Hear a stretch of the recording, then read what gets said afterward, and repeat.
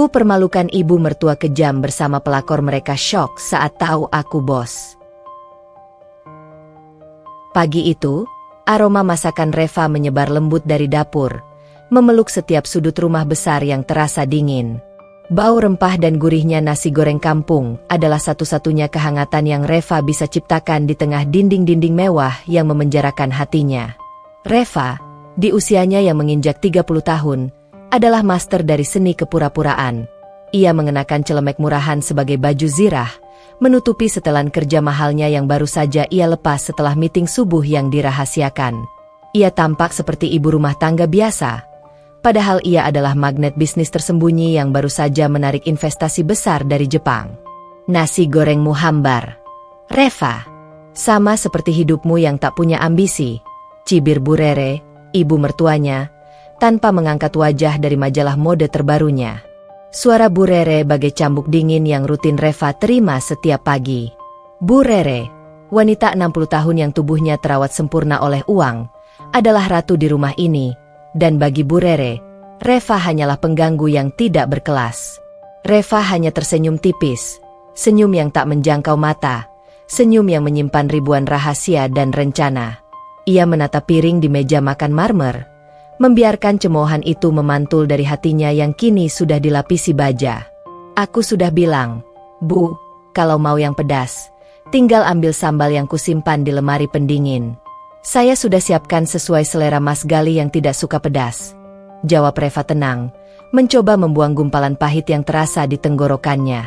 Ah, Galih, suamimu itu memang terlalu baik padamu, makanya kamu seenaknya.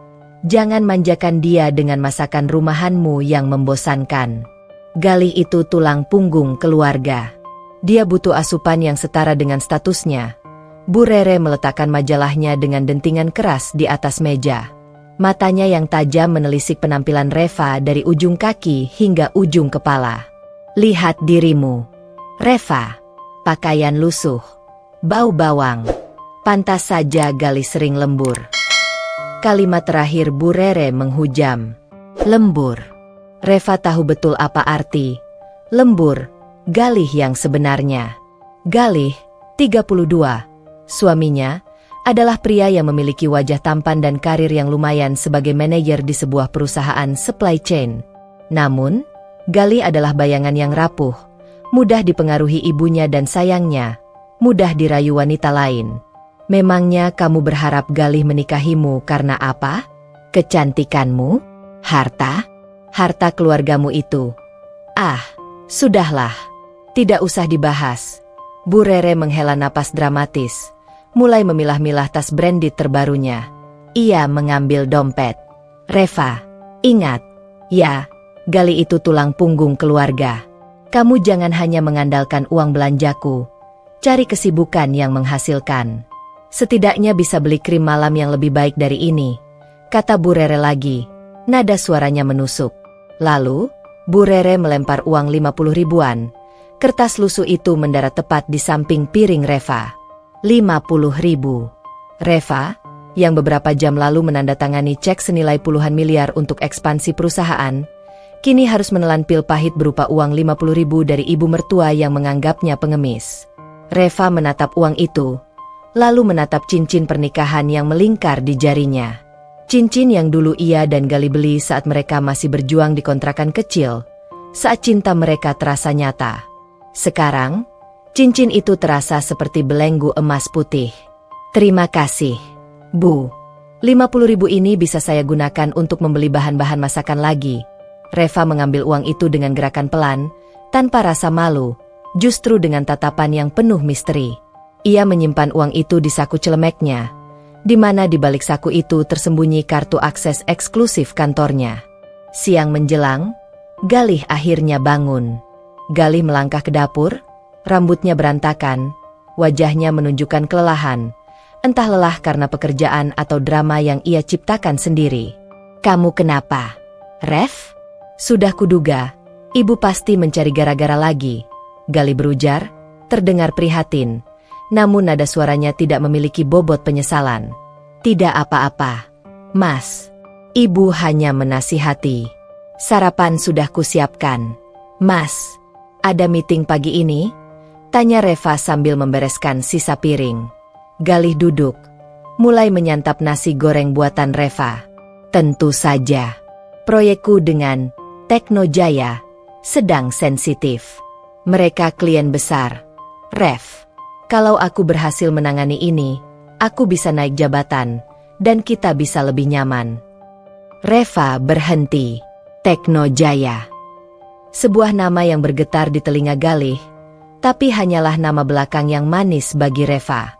Ia adalah Erliana, CEO dan pemilik saham terbesar di perusahaan itu.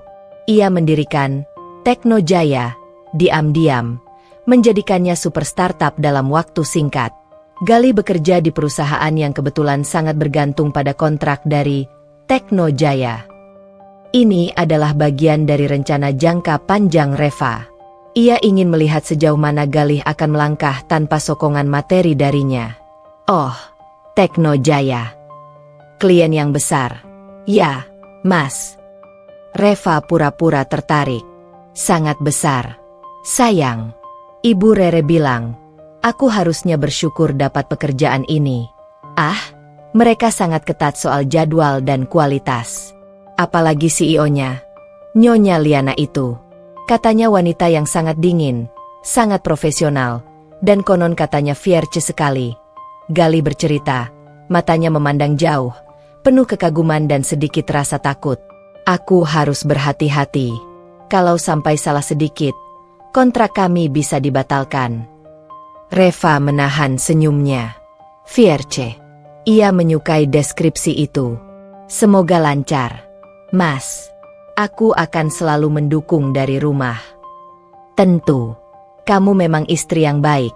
Meskipun, ya, tahulah, agak membosankan. Galih berbisik pelan, seolah tidak ingin Bu Rere mendengar. Namun, bisikan itu setajam sembilu di telinga Reva. Sore harinya, Reva pergi. Ia tidak pergi yoga atau arisan. Ia pergi ke kantornya, Teknojaya, berganti baju zirah CEO-nya. Rambutnya disanggul tinggi, blazer hitamnya memancarkan otoritas, dan tatapannya kini berubah menjadi laser penembus masalah. Ia sedang memeriksa data keuangan perusahaan Galih yang akan segera ia evaluasi. Di saat yang sama, Bu Rere sedang berbicara dengan Galih di ruang tamu. Suaranya diatur agar terdengar sangat meyakinkan. Galih, kamu harus tegas. Reva itu hanya beban. Dia tidak menambah nilai apa-apa di hidup kita. Seharusnya, kamu bersama wanita yang bisa mendongkrak karir dan status sosialmu, kata Bu Rere. Tapi, Bu, Reva itu istriku. Aku sudah berjanji padanya. Galih mencoba membela diri dengan lemah. Janji? Janji itu bisa dibatalkan. Nak, Kirana, dia jauh lebih menjanjikan. Dia key account manager di kantormu.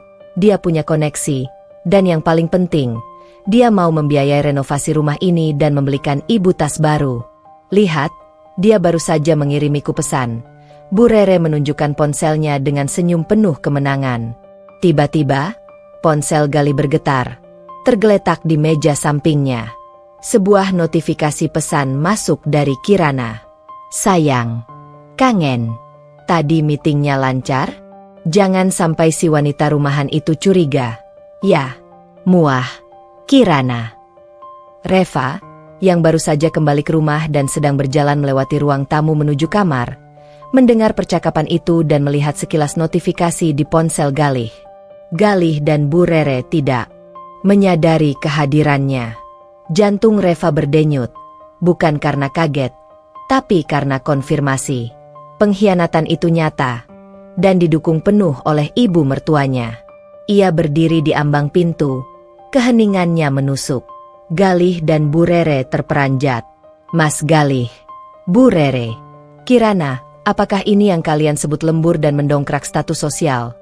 Tanya Reva dengan suara yang sangat tenang, terlalu tenang, seperti permukaan air yang menahan badai di bawahnya. Galih segera meraih ponselnya. Reva, itu hanya rekan kerja.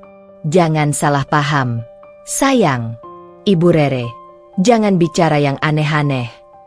Sudahlah, Galih. Berhenti berbohong. Ibumu benar. Galih. Aku memang hanya wanita rumahan yang membosankan, yang tak sebanding dengan Kirana. Tapi, Mas, aku punya mata dan hati. Reva melangkah mundur. Matanya tak lagi menyimpan kehangatan. Aku tahu segalanya. Hanya saja, aku sedang menunggu waktu yang tepat. Bu Rere, yang sudah kembali percaya diri, menyela dengan sinis. Waktu yang tepat? Untuk apa? Reva?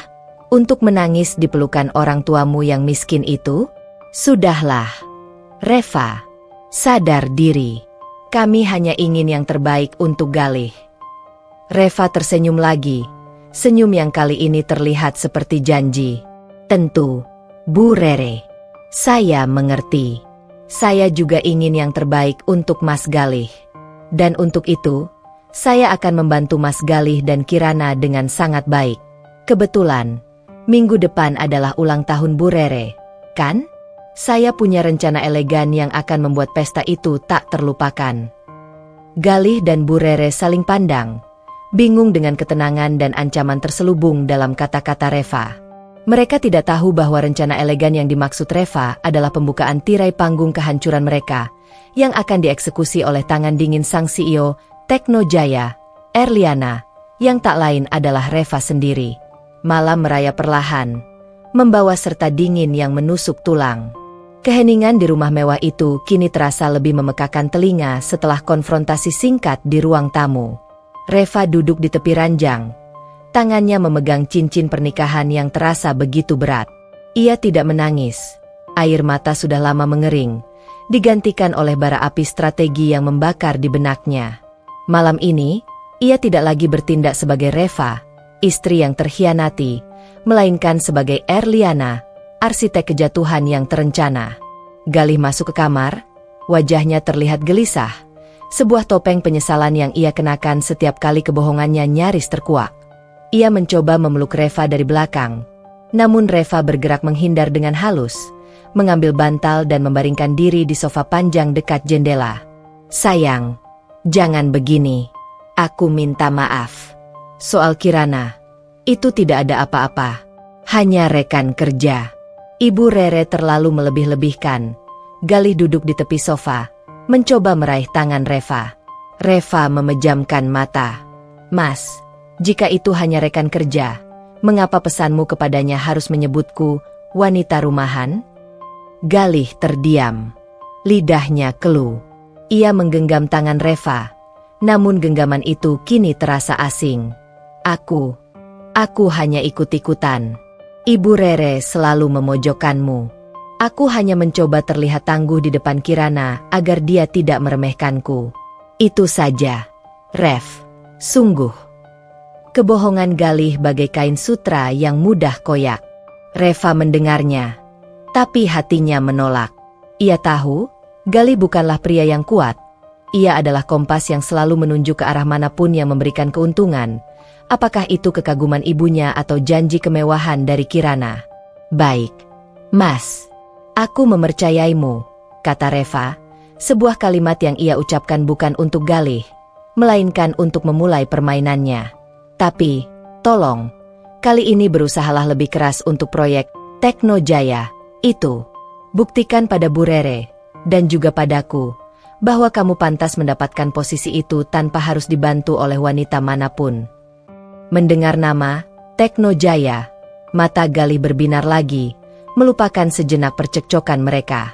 Tentu, sayang, tentu. Aku akan pastikan kontrak ini berjalan mulus. Nyonya Liana itu memang menakutkan, tapi aku harus berani menghadapinya. Ini demi masa depan kita. Reva mengangguk tipis. Aku akan membantumu. Aku serius dengan janji untuk mengurus venue ulang tahun Bu Rere. Aku akan menghubungi kenalanku, event organizer eksklusif dari Tekno Jaya. Ingat, Bu Rere ingin acara yang super mewah. Kita harus pastikan Galih dan Kirana yang mengurus detail kontraknya secara langsung. Rencana Reva mulai berdentang, seperti kepingan puzzle yang tersusun rapi. Ia menciptakan simpul tak terhindarkan di mana Galih dan Kirana harus menekan kontrak yang akan menjadi surat perjanjian neraka mereka. Pukul 2 dini hari. Reva pura-pura tertidur lelap di sofa. Napasnya diatur sedemikian rupa agar terdengar teratur. Di sudut kamar, ponsel Galih yang tergeletak di meja samping ranjang bergetar. Lampu kecil dari notifikasi itu memecah kegelapan. Reva membuka mata. Jantungnya tidak berdebar. Ia hanya merasakan ketenangan seorang pemburu yang menunggu mangsanya. Ia bangkit perlahan, melangkah tanpa suara, mendekati ponsel Galih. Layar ponsel itu menampilkan serangkaian pesan dari Kirana. Kirana, pukul 25 sedih sayang. Aku makin tertekan di rumah. Reva itu membosankan. Aku janji, setelah kontrak Tekno Jaya ini selesai dan aku naik jabatan, aku akan segera menceraikannya. Kita akan hidup bahagia. Ya, Galih, pukul 27 sedih tentu. Sayang, percayalah. Semua demi kita. Tapi Nyonya Liana itu menakutkan sekali. Dia sangat memperhatikan detail kontrak. Kirana, pukul 28 sedih sudahlah. Galih, fokus saja. Nanti aku yang atur bagaimana kita bisa menghemat biaya di beberapa pos event. Uang itu bisa kita pakai untuk DP mobil baru Bu Rere. Dengan begitu, dia pasti semakin mendesak perceraianmu. Membaca pesan Kirana, seringai tipis terukir di bibir Reva. Jadi, rencana mereka bukan hanya perselingkuhan, tetapi juga konspirasi finansial dengan Bu Rere sebagai kaki tangan. Bu Rere bukan hanya membenci Reva, ia juga terlibat dalam skenario jahat ini demi keuntungan materi. Pengkhianatan ini memiliki dimensi yang lebih dalam, membuat rencana pembalasan Reva semakin sah di mata hati nuraninya. Reva segera mengambil ponsel cadangan rahasianya. Ia mengambil foto screenshot dari seluruh percakapan itu, menyimpan bukti itu dalam folder terenkripsi. Bukti ini adalah kartu as yang akan ia gunakan untuk menghancurkan Galih, Bu Rere, dan Kirana di saat yang paling memalukan.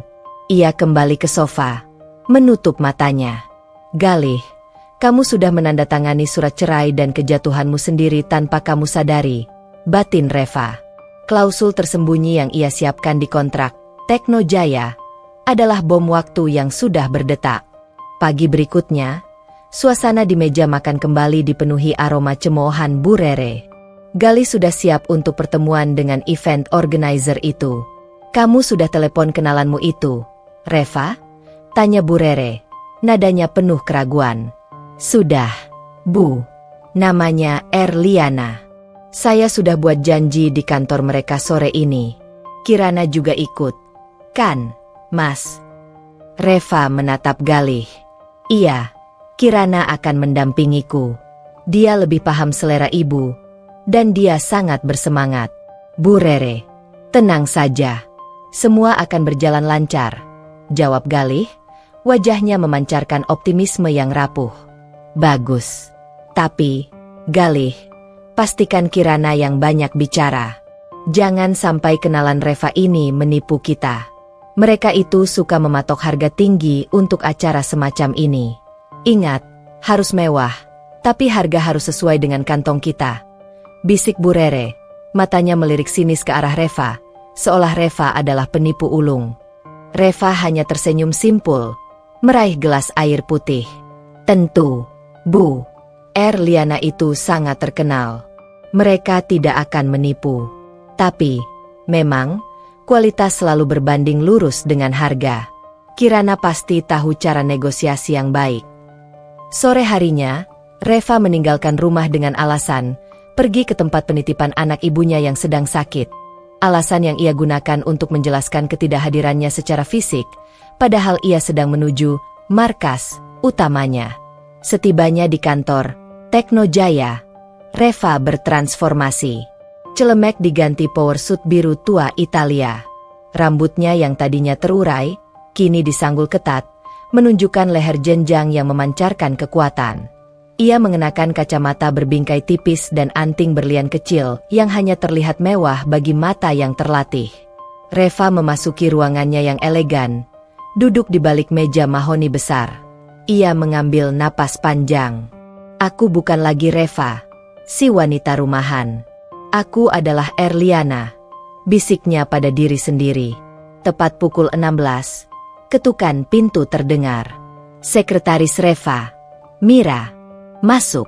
Nyonya Liana, Tuan Galih dan Nyonya Kirana sudah tiba. Apakah Anda siap? Siap. Mira, persilakan masuk. Jangan lupa, siapkan draft kontrak yang sudah ditandai. Dan pastikan kamera tersembunyi di ruangan ini merekam setiap detail negosiasi mereka. Perintah Reva, suaranya dingin dan tegas. Galih dan Kirana masuk. Galih terlihat gugup, sementara Kirana berjalan dengan langkah penuh percaya diri, seolah ia adalah klien utama. Mereka sama sekali tidak mengenali wanita berwibawa di balik meja itu. Sosok Erliana, jauh dari citra Reva yang mereka remehkan di rumah. Selamat sore, Nyonya Liana. Sapa Kirana dengan senyum dibuat-buat. Saya Kirana, manajer rekanan Tuan Galih. Kami datang untuk membahas detail event ulang tahun Bu Rere.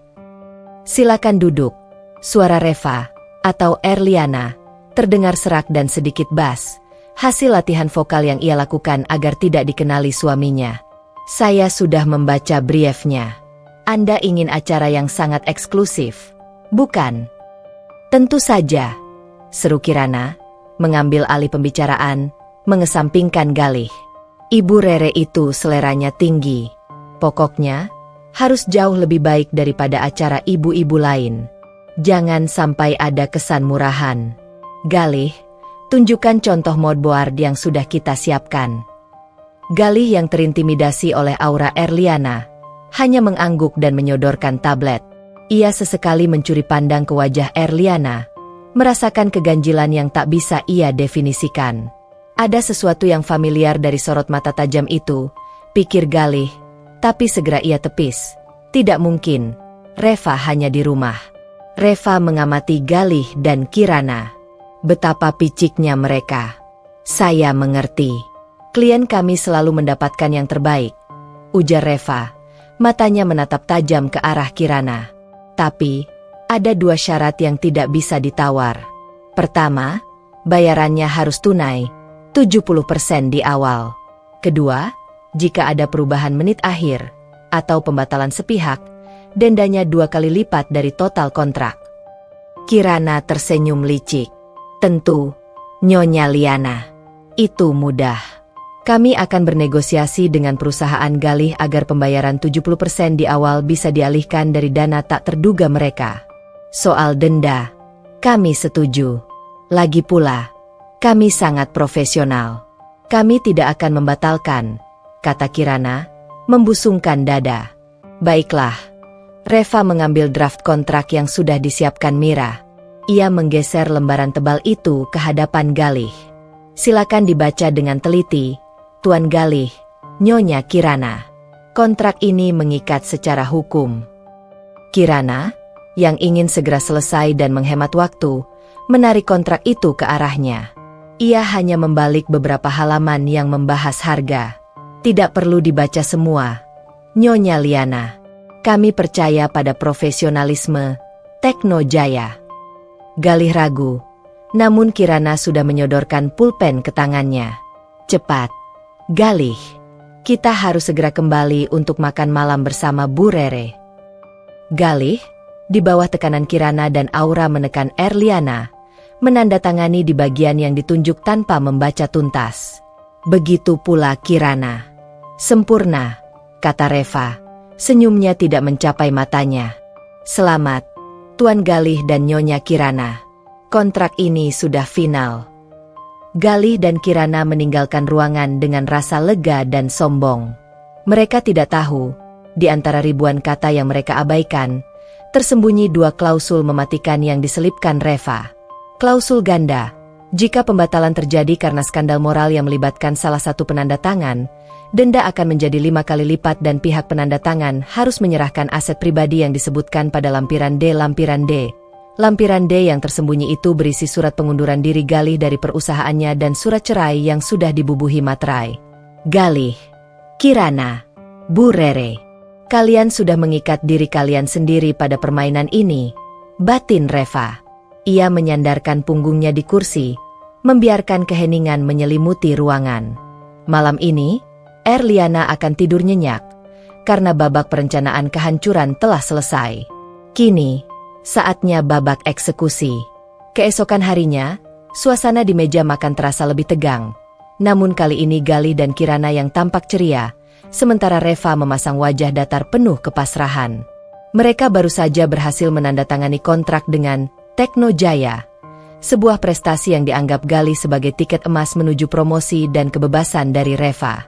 Bu Rere, venue ulang tahun ibu sudah pasti ditangani oleh event organizer terbaik di kota. Nyonya Liana itu luar biasa profesional. Ibu pasti bangga, seru Galih, berusaha mencari pujian dari ibunya. Bu Rere tersenyum puas. Bagus. Nak, tentu saja ibu bangga. Kirana, kamu memang calon menantu idaman.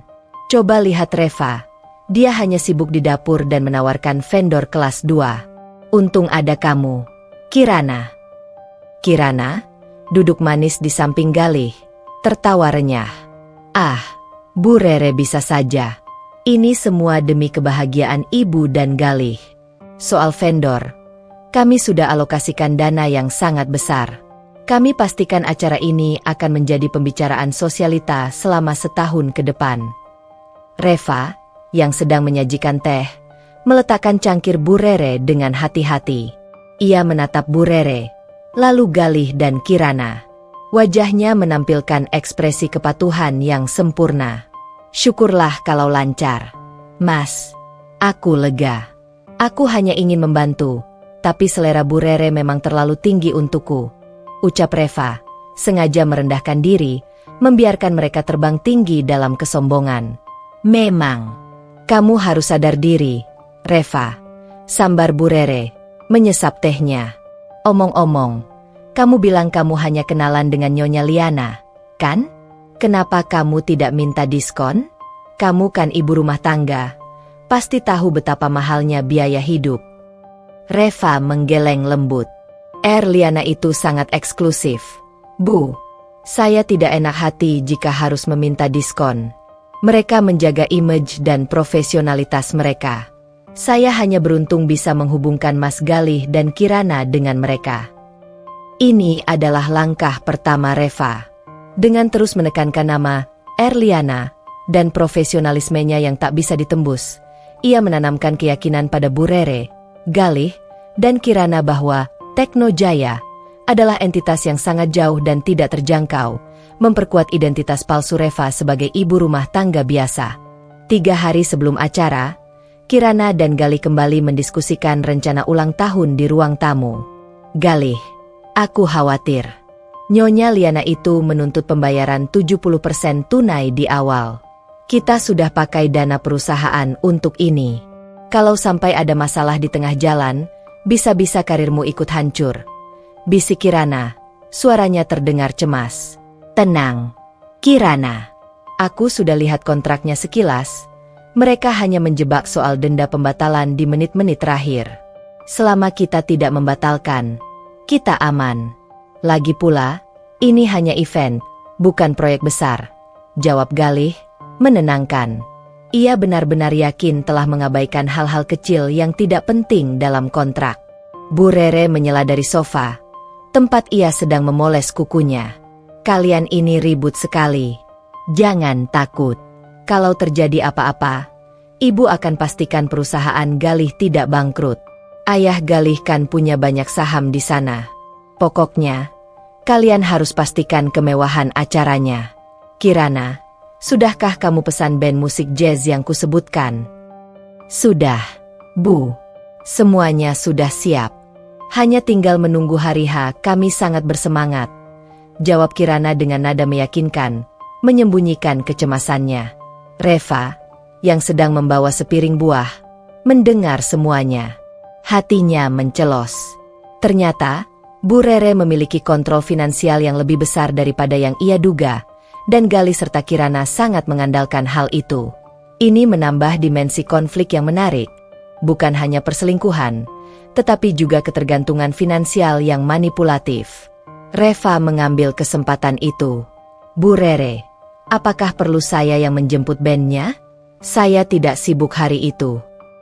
Bu Rere tertawa keras. Tawa yang menusuk telinga. Kamu, Reva, jangan bikin malu.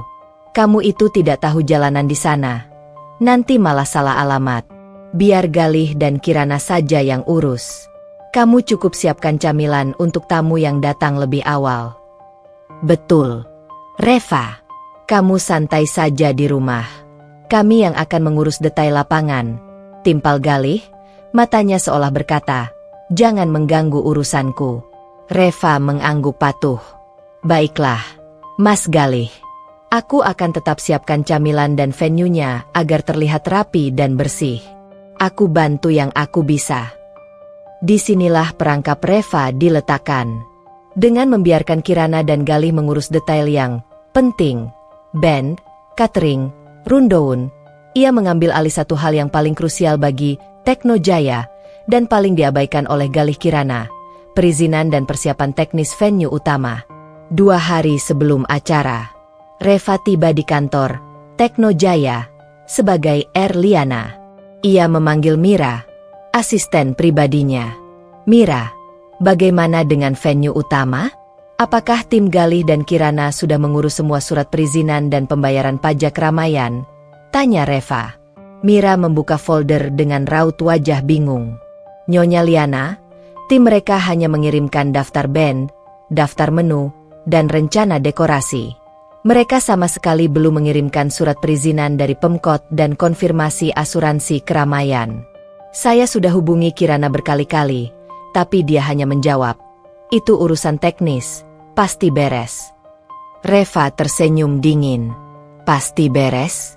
Dalam bisnis kita, kata-kata pasti beres adalah awal dari bencana. Baik, Mira, kita tidak perlu mengingatkan mereka lagi. Kita akan bermain sesuai aturan mereka, hanya beresko pada hal-hal penting yang mereka abaikan. Tapi, Nyonya, jika perizinan tidak ada, acara itu bisa dibubarkan oleh Satpol PP di tengah jalan. Mira tampak khawatir. Tepat sekali, Mira. Dan siapa yang akan menanggung malu? Bu Rere. Dan siapa yang akan dikenakan denda 5 kali lipat karena dianggap membatalkan kontrak secara sepihak akibat skandal atau masalah perizinan yang disengaja? Galih dan Kirana. Jawab Reva. Suaranya bagai es. Siapkan tim kita. Kita hanya akan memasang dekorasi sesuai kontrak. Tapi pastikan lampu sorot besar yang akan digunakan untuk video projection sudah terpasang. Itu yang paling penting. Malam harinya, Galih pulang dengan wajah bangga. Ponselnya tak berhenti berdering dari Kirana. Sayang, eventnya luar biasa. Semuanya sudah siap. Kirana bilang, dia sudah mengurus semuanya dengan sempurna. Ini pasti akan menjadi awal dari promosi jabatan dan kebebasan kita, kata Galih, memeluk Reva, pelukan yang terasa semakin palsu. Aku ikut senang mendengarnya. Mas, semoga lancar. Ya, Reva membalas pelukan itu dengan getir. Kebebasanmu, Mas, akan segera datang, tapi tidak seperti yang kau bayangkan. Oh, ya, kamu benar-benar tidak membantu apa-apa di venue, kan, Rev? Kamu hanya di rumah, ya? Galih bertanya, nada suaranya terdengar meremehkan. Aku hanya menyiapkan camilan, Mas, sesuai perintah Bu Rere. Dan memastikan kebersihan venue saat tim event datang. Aku bahkan bertemu beberapa kru Tekno Jaya di sana, tapi aku hanya diam. Aku tak ingin mengganggu profesionalisme mereka, jawab Reva, berbohong dengan sangat alami. Ia memang bertemu kru Tekno Jaya, tapi ia bertemu mereka sebagai CEO mereka. Galih lega. Bagus. Jangan sampai kamu merusak acara ini. Ibu sudah berpesan khusus. Jangan sampai Reva membuat malu keluarga. Aku tidak akan membuat malu, Mas. Justru, aku akan membuat acara ini menjadi sangat berkesan. Reva tersenyum, senyum yang mengirimkan getaran aneh di tulang punggung Galih. Meski Galih tak tahu mengapa. Aku permalukan ibu mertua kejam bersama pelakor. Judul itu kini terasa sangat dekat. Reva tahu, platform sudah siap. Semua mata akan tertuju pada pesta mewah itu, dan Reva, yang dianggap sebagai pelayan di sudut ruangan, akan mengubah dirinya menjadi hakim agung yang menjatuhkan palu terakhir.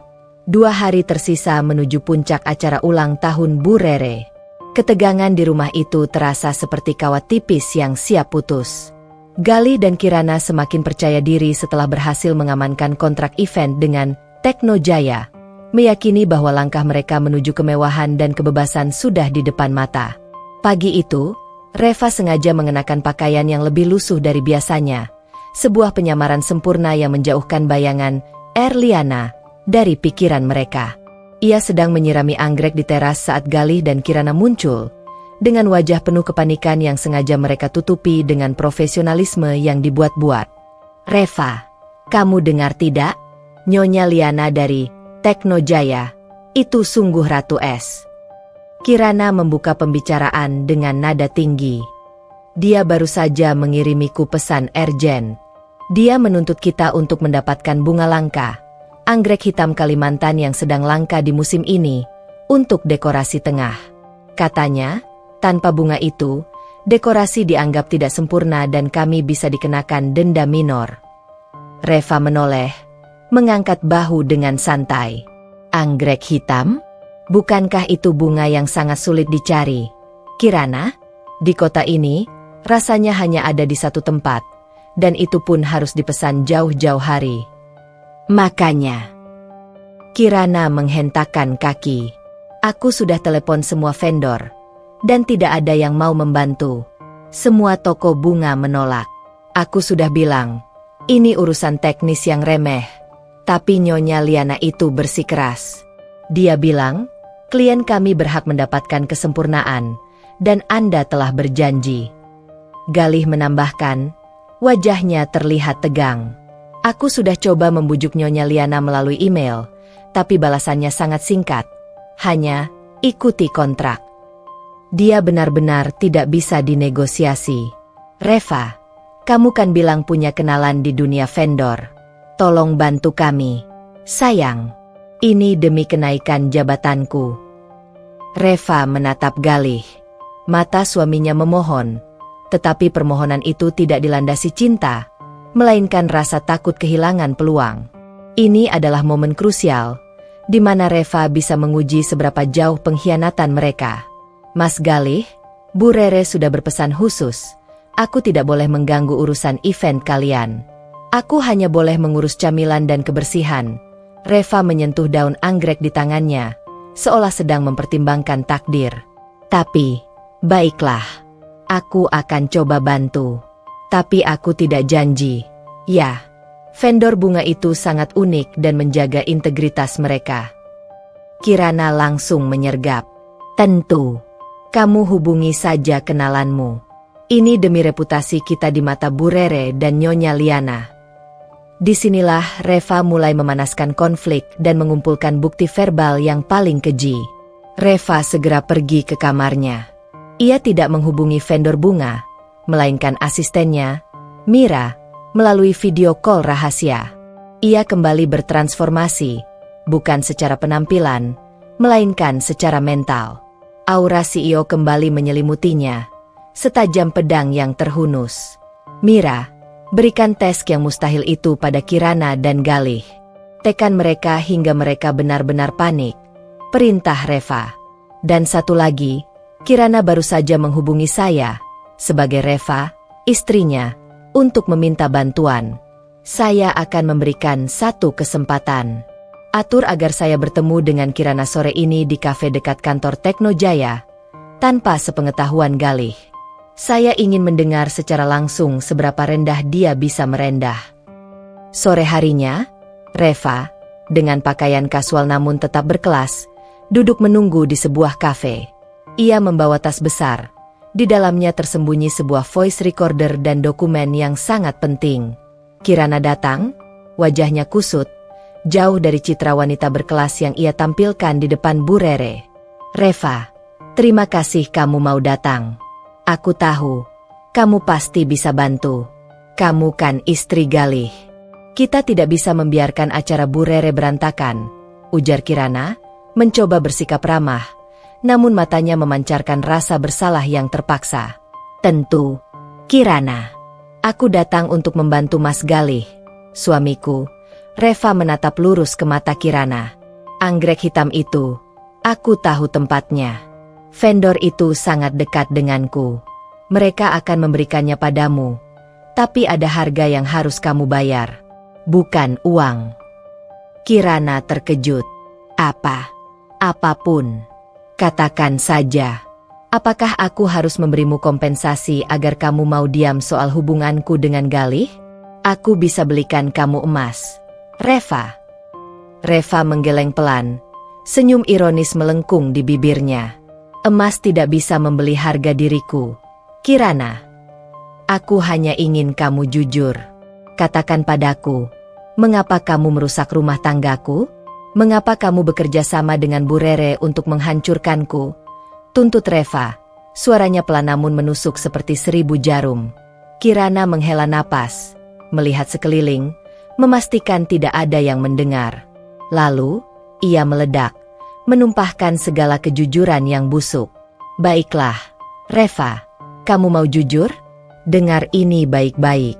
Aku mengurus Galih karena dia adalah jembatan emas menuju kemewahan. Galih itu polos, mudah dikendalikan. Dan Bu Rere? Dia adalah ratu drama yang materialistis. Kami bekerja sama. Aku memberinya uang.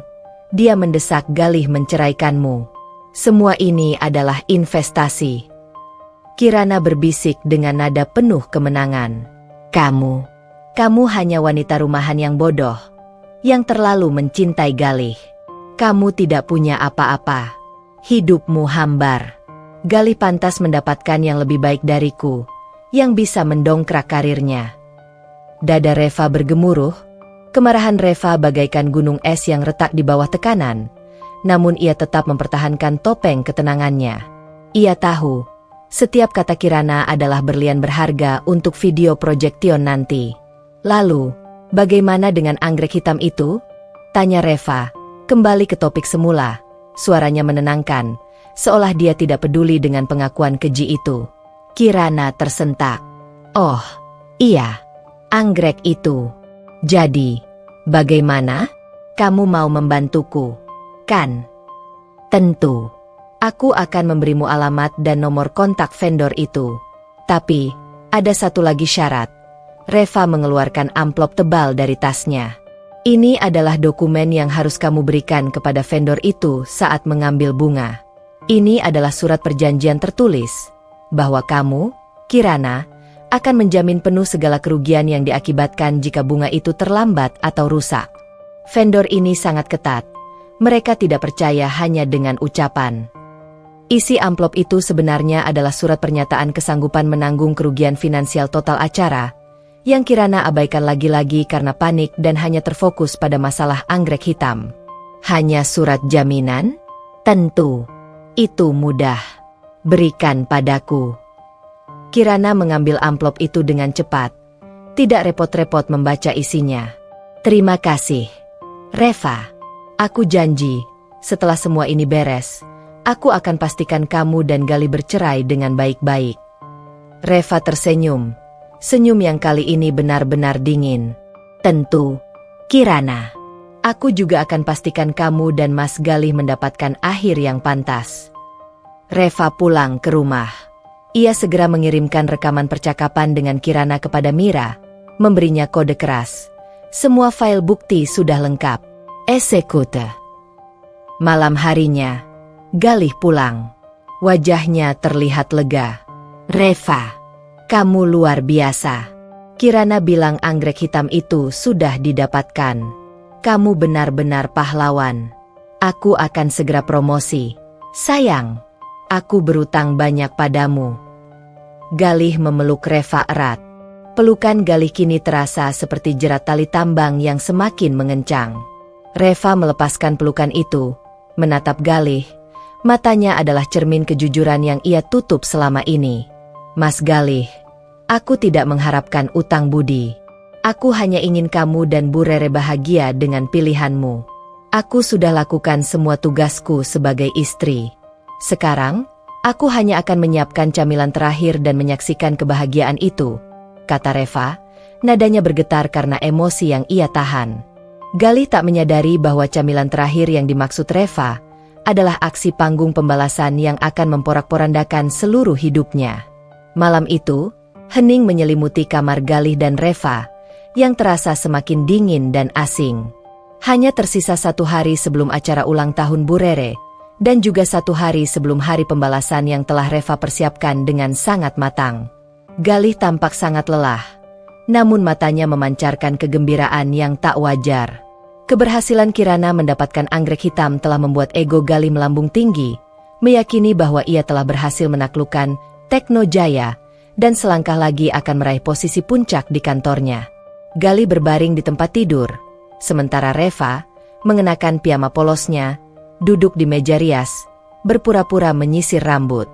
Ia memantau pergerakan Galih melalui pantulan cermin, hatinya memegang teguh pada rencana dan bukti yang sudah ia kumpulkan. Reva, aku tidak tahu harus bilang apa. Terima kasih sudah membantu Kirana soal bunga sialan itu, ujar Galih, suaranya sedikit serak karena kelelahan. Aku benar-benar cemas. Nyonya Liana itu memang tidak main-main. Kalau sampai dekorasi tidak sempurna, denda minornya bisa lumayan. Syukurlah kalau sudah beres, Mas, jawab Reva datar, tanpa menoleh. Aku hanya berusaha menunaikan kewajibanku sebagai istri. Aku ingin suamiku sukses. Galih tertawa kecil. Ya, kamu memang istri yang baik. Tapi, jujur saja, Reva, kamu memang ditakdirkan untuk menjadi jangkar yang tenang di rumah, bukan layar yang berlayar di lautan bisnis. Lihat saja, betapa paniknya Kirana saat harus berhadapan dengan masalah event kecil ini. Tapi di saat yang sama, dia yang berani menghadapinya. Kata-kata Galih, meski terdengar seperti pujian bagi kesabaran Reva di rumah, sebenarnya adalah penegasan kembali betapa rendahnya ia menilai potensi istrinya. Reva tersenyum masam dalam hati. Tepat, Mas Galih. Anggap saja aku jangkar. Tapi jangkar ini akan segera menarik kapalmu ke dasar laut. Istirahat. Mas, besok adalah hari besar Bu Rere, ucap Reva. Lalu ia mematikan lampu kamar, kecuali lampu kecil di meja samping. Reva berbaring di samping Galih, namun jarak di antara mereka terasa membentang sejauh samudra. Ia pura-pura tidur, mengatur napasnya. Ketegangan memenuhi udara, tebal seperti kabut malam. Pukul 1.30 dini hari. Galih bangkit perlahan dari tempat tidur. Ia meraih ponselnya dan berjalan keluar kamar menuju balkon, mengira Reva sudah terlelap. Reva membuka matanya. Ia bergerak cepat, mengambil earphone kecil nirkabel dan menyalakannya, menghubungkan ke ponsel cadangan yang ia tinggalkan di bawah bantalnya. Ponsel itu sudah diatur untuk merekam suara di kamar dan sekitarnya, sebuah kebiasaan yang Reva lakukan sejak lama. Dari balkon, suara Galih terdengar berbisik, namun jelas melalui earphone di telinga Reva. Halo, sayang? Kamu sudah tidur? Maaf mengganggu, aku hanya ingin memastikan. Suara Galih terdengar mesra, sebuah nada yang sudah lama tidak Reva dengar. Itu Kirana, batin Reva, memejamkan mata, membiarkan sakit hati itu hanya menjadi bahan bakar untuk amarah yang dingin. Aku makin tertekan di rumah. Sayang, Reva itu hampa. Dia tidak ada gairah, tidak ada ambisi, hanya mengurus rumah dan bunga.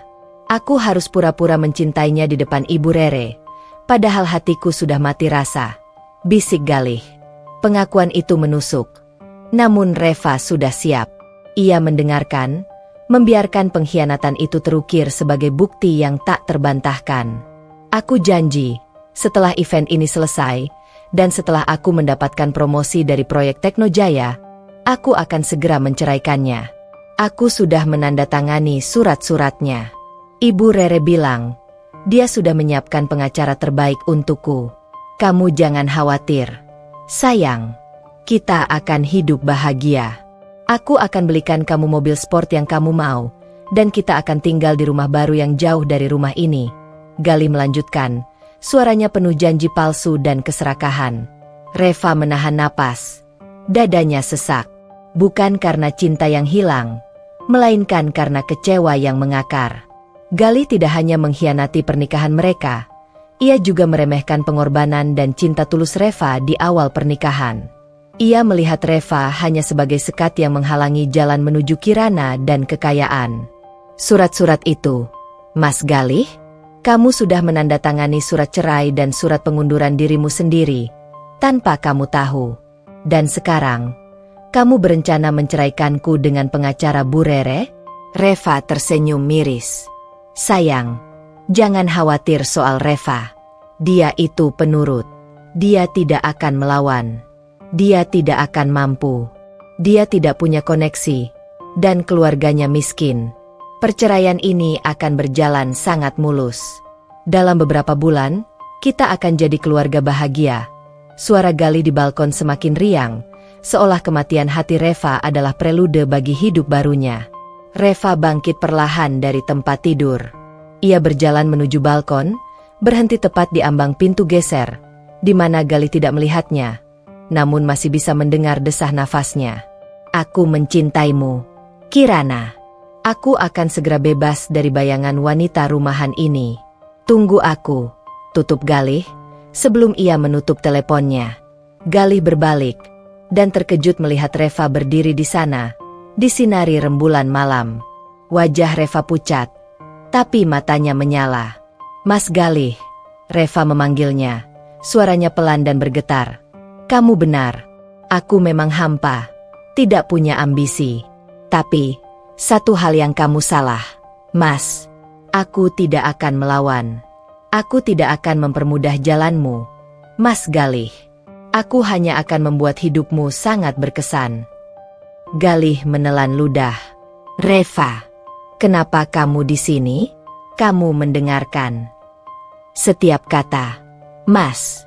Setiap pengakuan tentang kehampaanku, tentang kemiskinan keluargaku, dan tentang rencana perceraian yang mulus. Terima kasih atas kejujuranmu, Mas. Aku akan memastikan kamu dan Bu Rere mendapatkan kemulusan itu. Reva mundur perlahan. Galih panik. Ia mendekati Reva. Sayang, tunggu. Aku hanya bercanda. Aku sedang depresi. Kirana itu hanya pelarian. Aku mencintaimu, Reva. Galih berusaha meraih tangan Reva, namun Reva menepisnya. Jangan sentuh aku, Mas. Cinta tidak berbisik di telepon pada pukul 2 pagi, dan cinta tidak merencanakan kejatuhan pasangannya demi uang dan kenaikan jabatan. Sekarang, istirahatlah. Besok, semua akan terungkap. Reva berbalik dan berjalan menuju sofa, memilih tidur di sana. Galih berdiri mematung. Ia merasa Reva telah berubah. Senyuman Reva yang penuh kepatuhan telah lenyap, digantikan oleh aura misterius yang membuat Galih merinding. Ia tidak tahu, malam itu, pengakuannya di balik pintu telah menjadi amunisi terakhir yang Reva butuhkan untuk babak akhir. Reva tidak hanya mendengar pengkhianatan Galih, ia juga merekamnya sebagai bagian dari video projection yang akan menjadi klimaks di hari H. Pagi hari terakhir sebelum acara, Reva bangun sebelum subuh. Ia tidak menyiapkan sarapan, melainkan duduk di depan laptopnya, mengirimkan final instruction pada Mira, asistennya di Tekno Jaya. Ia mengirimkan 3 file yang sangat rahasia. Rekaman suara pengakuan Galih di balkon, rekaman video percakapan Kirana di kafe, final draft dari video projection yang akan diputar di tengah acara, menggabungkan semua bukti. Mira, ingat, semua harus berjalan sesuai rundown yang sudah disiapkan. Jangan sampai ada kesalahan teknis sedikit pun. Pastikan Galih dan Bu Rere ada di tengah panggung saat video diputar. Tulis Reva. Ia kemudian berjalan ke dapur, mengambil pisau kecil, dan memotong buah-buahan. Ia memang menyiapkan camilan, tetapi camilan itu adalah simbol perpisahan yang terakhir ia siapkan sebagai Reva, si wanita rumahan. 1 hari lagi, Mas Galih. 1 hari lagi, aku akan memberimu kebebasan, dan aku akan mendapatkan kebebasanku sendiri. Reva menatap cincin di jarinya. Cincin itu terasa dingin. Udara pagi terasa berat, membawa aroma tebal antara antisipasi dan ketakutan. Hari ini adalah H1 menuju acara ulang tahun Bu Rere, sekaligus hari di mana Reva harus menyelesaikan pertunjukan terakhirnya sebagai istri yang patuh, sebelum tirai pembalasan dibuka. Galih dan Kirana berada dalam kondisi euforia sekaligus kepanikan ringan. Mereka lega karena anggrek hitam sudah didapatkan, namun ada puluhan detail teknis event yang menanti. Pukul 10 pagi, mereka berdua sudah berada di venue, sebuah ballroom mewah yang disewa dengan biaya fantastis, sepenuhnya diurus oleh tim Tekno Jaya.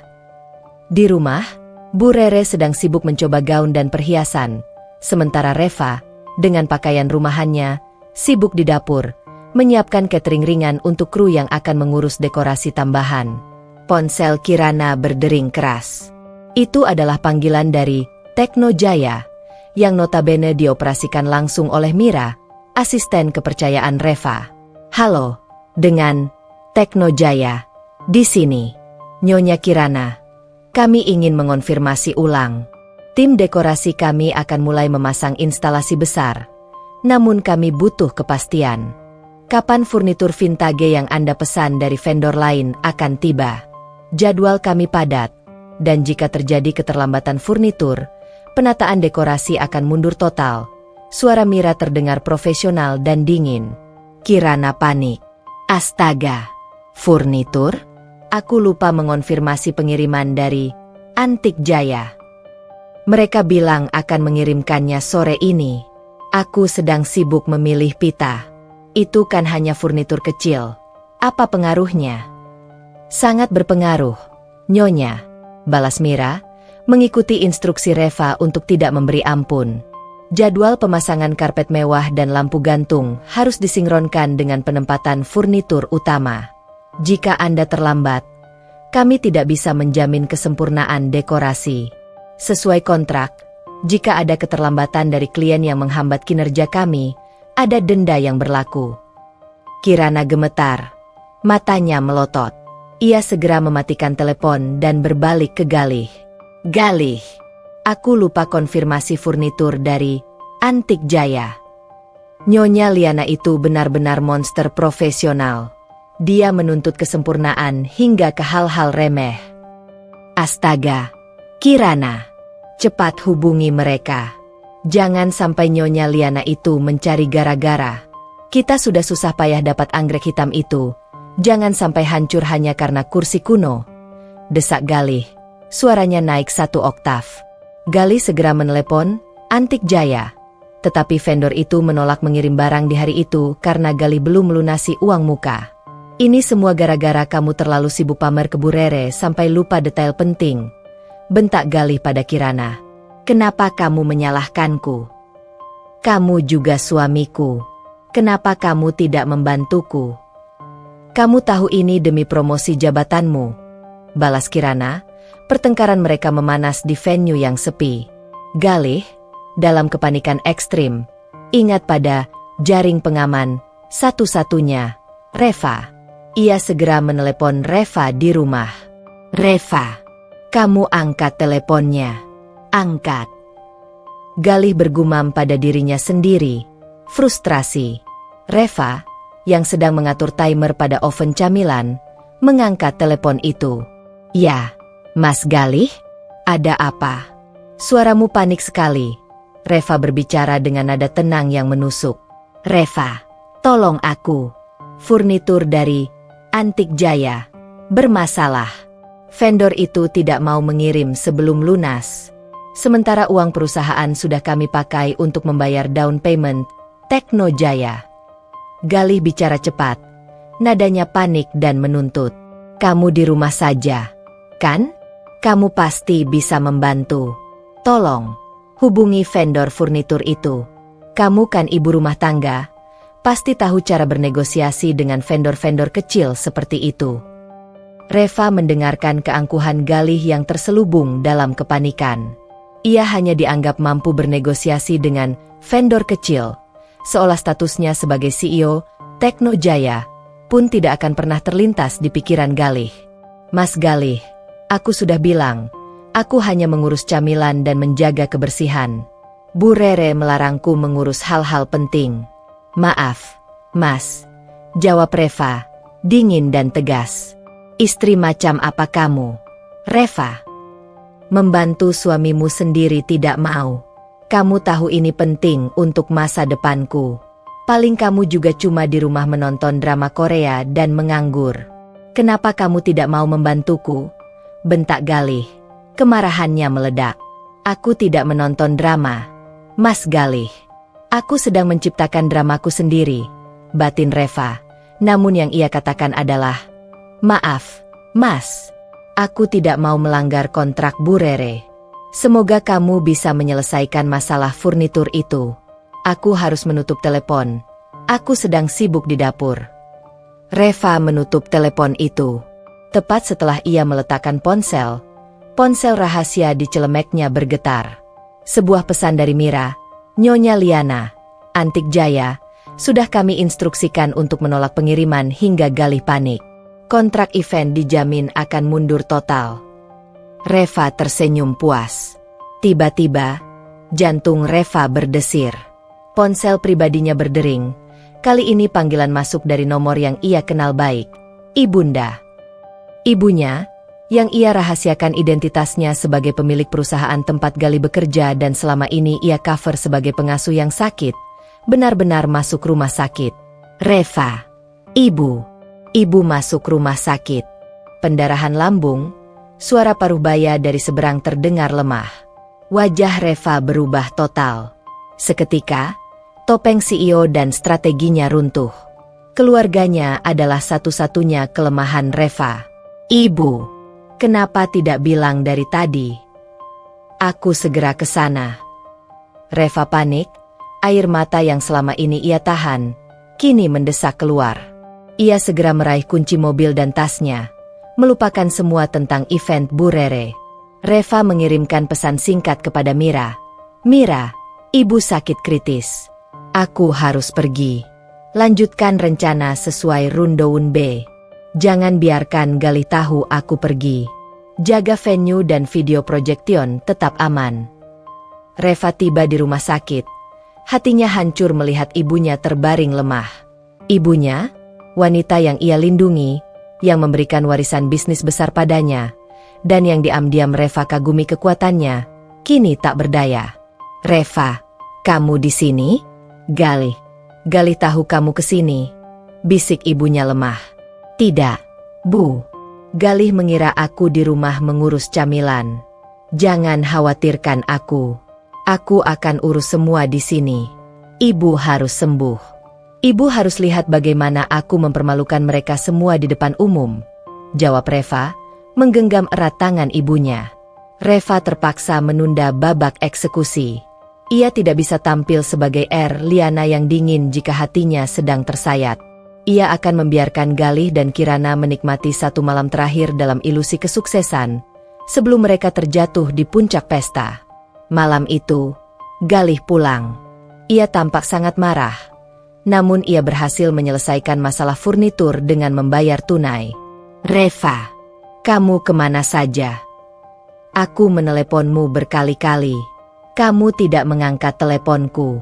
Kamu tahu aku hampir gila di venue karena masalah furnitur. Galih berteriak.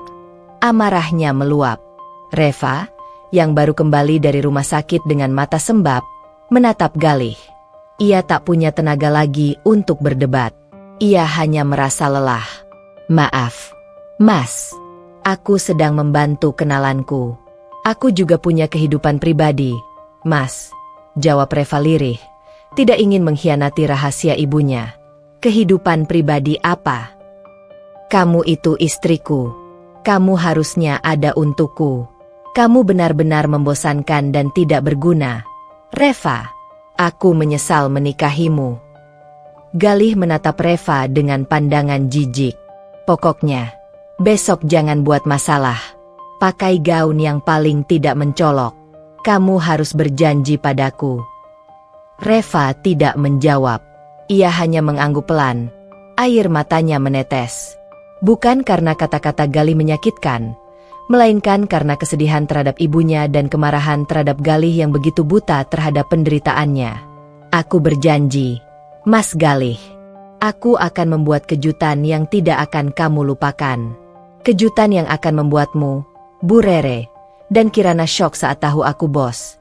Janji Reva dalam hati. Malam itu, Reva tidur di sofa lagi, memegang ponsel cadangannya. Di layar, rundown video projection untuk besok sudah tertera. Ia tahu, tidak ada jalan mundur. Panggung sudah disiapkan. Bom waktu sudah berdetak. Malam itu, ballroom bintang samudra berkilauan bagai lautan intan yang ditaburi cahaya. Dekorasi mewah dari Tekno Jaya memancarkan kemegahan yang sungguh luar biasa. Anggrek hitam Kalimantan yang sulit didapatkan menghiasi setiap sudut, menjadi bukti nyata kesempurnaan event organizer yang dipimpin oleh Erliana. Aroma bunga mahal bercampur dengan parfum ratusan tamu terhormat yang memenuhi ruangan. Bu Rere bersinar di tengah aula. Ia mengenakan gaun rancangan desainer terbaru, dihiasi perhiasan yang berkilauan seolah menyerap seluruh cahaya lampu. Ia dikelilingi oleh teman-teman sosialitanya, menyombongkan betapa beruntungnya ia memiliki Galih, dan sebentar lagi, menantu secantik Kirana. Galih berdiri tegap di samping ibunya, mengenakan jas yang membuatnya terlihat gagah. Ia merasakan kemenangan di udara. Proyeknya dengan Tekno Jaya sudah pasti aman. Kirana sudah di sampingnya, dan sebentar lagi, ia akan menceraikan Reva yang dianggapnya bayangan tak berwarna di hidupnya. Galih, kamu harus sering-sering mendampingi Kirana. Dia yang membuat event ini terlihat sempurna. Sungguh, dia menantu yang ibu impikan, bisik Bu Rere, menyentuh tangan Kirana dengan mesra. Kirana tersenyum puas, melirik sinis ke arah pintu masuk. Tentu, Bu.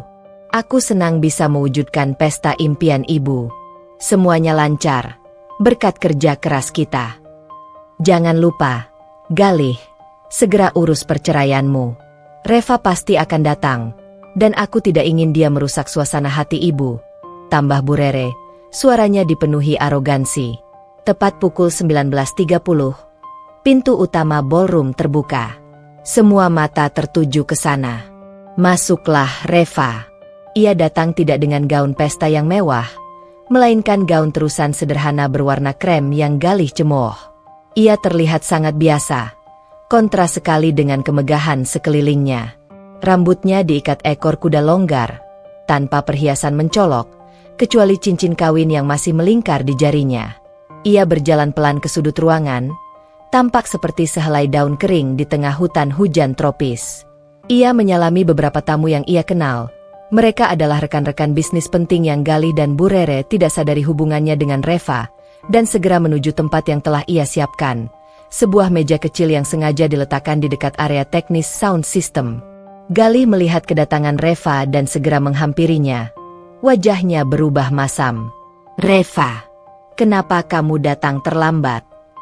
Dan kenapa kamu pakai gaun itu? Aku sudah bilang, jangan membuatku malu di depan rekan-rekan bisnis. Desis Galih, suaranya tertahan, penuh amarah yang dipendam. Reva menatapnya, matanya terlihat sedikit sembab, sisa kelelahan menjaga ibunya semalam. Maaf, Mas. Tadi aku sibuk menyiapkan camilan tambahan untukmu, dan aku juga harus memastikan baju yang kupakai tidak mencolok, sesuai permintaanmu. Sudahlah, sekarang kamu diam di sudut itu. Jangan mendekati ibu dan Kirana. Anggap saja kamu pelayan pribadi yang ditugaskan untuk menjaga tas ibu. Galih berbisik tajam, lalu bergegas kembali ke sisi Bu Rere dan Kirana. Lihat, Bu. Anak itu benar-benar tidak tahu diri. Bu Rere mencibir keras, terdengar hingga beberapa meja di dekatnya. Kirana, kamu sungguh berkelas. Tidak seperti si Reva itu. Dia itu bayangan hitam di keluarga kita. Reva mendengarkan cemoohan itu.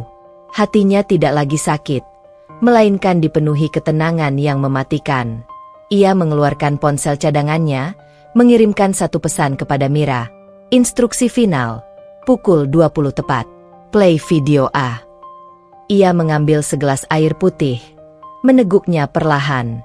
Di sudut matanya, ia melihat Mira, asistennya, yang menyamar sebagai teknisi sound system, mengangguk dari kejauhan. Pukul 20. Waktu yang dijanjikan Reva telah tiba. Bu Rere naik ke panggung dengan anggun, didampingi Galih dan Kirana. Cahaya lampu sorot terfokus pada mereka. Bu Rere mengambil mikrofon. Wajahnya bersinar oleh kebahagiaan dan kebanggaan. Selamat malam, para tamu undangan yang terhormat. Terima kasih sudah hadir di pesta ulang tahun saya yang ke-60. Malam ini adalah bukti nyata keberkahan dan kemakmuran yang saya miliki, ujar Bu Rere, suaranya lantang dan sombong. Ia kemudian memuji Kirana habis-habisan. Dan saya berterima kasih khusus kepada Kirana, calon menantu saya yang luar biasa. Dia telah mewujudkan pesta mewah ini. Dia adalah wanita yang cerdas, ambisius, dan memiliki selera kelas atas. Dia pantas mendampingi putra saya, Galih. Tepuk tangan meriah membahana. Bu Rere tersenyum, mengedipkan mata pada Kirana. Ia melirik Reva di sudut ruangan, seolah berkata, "Lihat, Reva, kamu tidak ada apa-apanya." Galih memeluk Kirana dengan bangga. "Terima kasih, sayang. Kamu memang yang terbaik." Tepat saat Bu Rere akan memotong kue 6 tingkat yang dihiasi anggrek hitam, kejadian tak terduga terjadi. Lampu utama ballroom tiba-tiba meredup, seolah ditarik oleh tangan gaib. Hanya lampu sorot di tengah panggung yang masih menyala. Musik dansa yang riang tiba-tiba digantikan oleh alunan musik instrumen dramatis yang mengiris hati. Para tamu mulai berbisik, bingung. Bu Rere terkejut. Ekspresi wajahnya berubah tegang. "Ada apa ini? Galih, Kirana, kenapa lampunya mati?" bisik Bu Rere panik. "Maaf, Bu, mungkin gangguan teknis. Aku akan segera menghubungi Nyonya Liana." Galih panik. Ia mengeluarkan ponselnya. Di belakang panggung, Reva menyaksikan semua itu. Tangannya memegang tombol yang mengendalikan sistem proyeksi. Mira memberi kode. Semua sudah siap. Tiba-tiba, sebuah video besar muncul di layar proyeksi raksasa di belakang panggung. Layar itu sangat besar, sehingga setiap orang di ruangan, termasuk Galih, Bu Rere, dan Kirana, bisa melihatnya dengan jelas. Awalnya, video itu menampilkan adegan normal. Bu Rere sedang duduk di sofa ruang tamu. Lalu, terdengar suara Bu Rere yang sedang berdiskusi dengan seseorang, dan yang mengejutkan, itu adalah suara Kirana. Video itu mulai memutar rekaman audio sebelumnya. "Bu Rere, suara terekam cepat ceraikan Reva. Nak Galih, Kirana sudah menjanjikan rumah baru dan mobil mewah. Pokoknya, kamu harus lebih tegas. Ibu capek melihat Reva yang hanya membawa sial." "Kirana, suara terekam tentu, Bu Rere. Aku sudah siapkan uang mukanya. Aku sudah anggap ini sebagai investasi. Kita harus singkirkan si wanita rumahan itu secepatnya." Aula menjadi hening total. Bisikan-bisikan segera berubah menjadi gemuruh kaget. Mata para tamu membesar, menatap Bu Rere yang berdiri mematung di panggung. Bu Rere pucat, tubuhnya mulai gemetar. Ia mencoba memadamkan mikrofon yang masih menyala di tangannya, tapi sudah terlambat. Galih, di sampingnya, benar-benar syok. Ia menatap ibunya, lalu Kirana, dengan tatapan tidak percaya. Matanya mencari-cari Reva di sudut ruangan. Video itu berganti. Kini muncul klip, rekaman suara Galih yang sedang menelepon Kirana dari balkon, berjanji untuk menceraikan istrinya. "Galih, suara terekam sayang. Aku makin tertekan di rumah. Reva itu hampa. Aku janji, setelah kontrak Tekno Jaya ini selesai, aku akan segera menceraikannya. Kita akan hidup bahagia. Ya, dalam beberapa bulan, kita akan jadi keluarga bahagia." Boom! Suara pengkhianatan Galih meledak di seluruh ruangan. Galih merasakan bumi di bawah kakinya berguncang. Ia terjebak. Bu Rere terjatuh ke lantai. Kirana, di sampingnya, menutup mulut dengan tangan, matanya dipenuhi ketakutan. Mereka tidak hanya dipermalukan, tetapi semua kebusukan, keserakahan, dan konspirasi finansial mereka kini menjadi tontonan umum. Di tengah kekacauan itu, Reva berjalan dari sudut ruangan menuju panggung. Langkahnya tenang, anggun, namun penuh otoritas. Ia adalah pedang keadilan yang bergerak pelan. Galih, dengan wajah yang kini memerah dan dipenuhi keringat dingin, menunjuk Reva yang mendekat. "Reva, apa yang kamu lakukan? Kamu yang melakukan ini. Aku akan membunuhmu," teriak Galih, mencoba meraih Reva. Namun, sebelum Galih menyentuhnya, dua security profesional dari Tekno Jaya, yang menyamar sebagai pelayan, segera menahan Galih. Reva mengabaikan Galih, ia mengambil mikrofon yang dipegang Bu Rere. "Selamat malam, para tamu terhormat." Suara Reva terdengar dingin, tegas, dan berwibawa, jauh berbeda dari nada lembut si wanita rumahan. "Saya rasa, tontonan ini belum berakhir. Justru, ini baru babak kedua." Seluruh ballroom membeku dalam keheningan yang mencekam. Ribuan pasang mata kini tertuju pada Reva yang berdiri tenang di atas panggung, menggenggam mikrofon yang tadinya dipegang Bu Rere. Gaun krem sederhananya seolah berubah menjadi jubah keagungan seorang ratu, sementara Galih, Kirana, dan Bu Rere tampak seperti patung lilin yang baru saja tersambar petir. Galih masih memberontak dalam cengkeraman ketat dua security berbadan besar. "Lepaskan aku. Reva, kamu dengar aku. Aku akan menghancurkanmu. Ini fitnah. Aku akan memenjarakanmu," teriak Galih. Suaranya pecah oleh kemarahan dan rasa malu yang tak tertahankan. Bu Rere yang terduduk di lantai, kini mencoba merangkak. Wajahnya yang tebal make up tampak mengerikan karena bercampur dengan air mata panik. "Reva, anak tidak tahu diri. Kamu berani mempermalukan aku. Kamu pikir kamu siapa?" Reva menatap mereka, pandangannya dingin dan berjarak, seolah ia sedang mengamati tiga serangga yang terjebak dalam jaring laba-laba. Ia mengangkat tangannya, meminta ketenangan. "Tentu, Tuan Galih." Suara Reva, yang diperkuat sound system, bergema lembut namun penuh otoritas yang tak terbantahkan. "Silakan saja. Tapi sebelum Anda menghubungi pengacara, saya rasa Anda harus tahu siapa lawan Anda yang sebenarnya."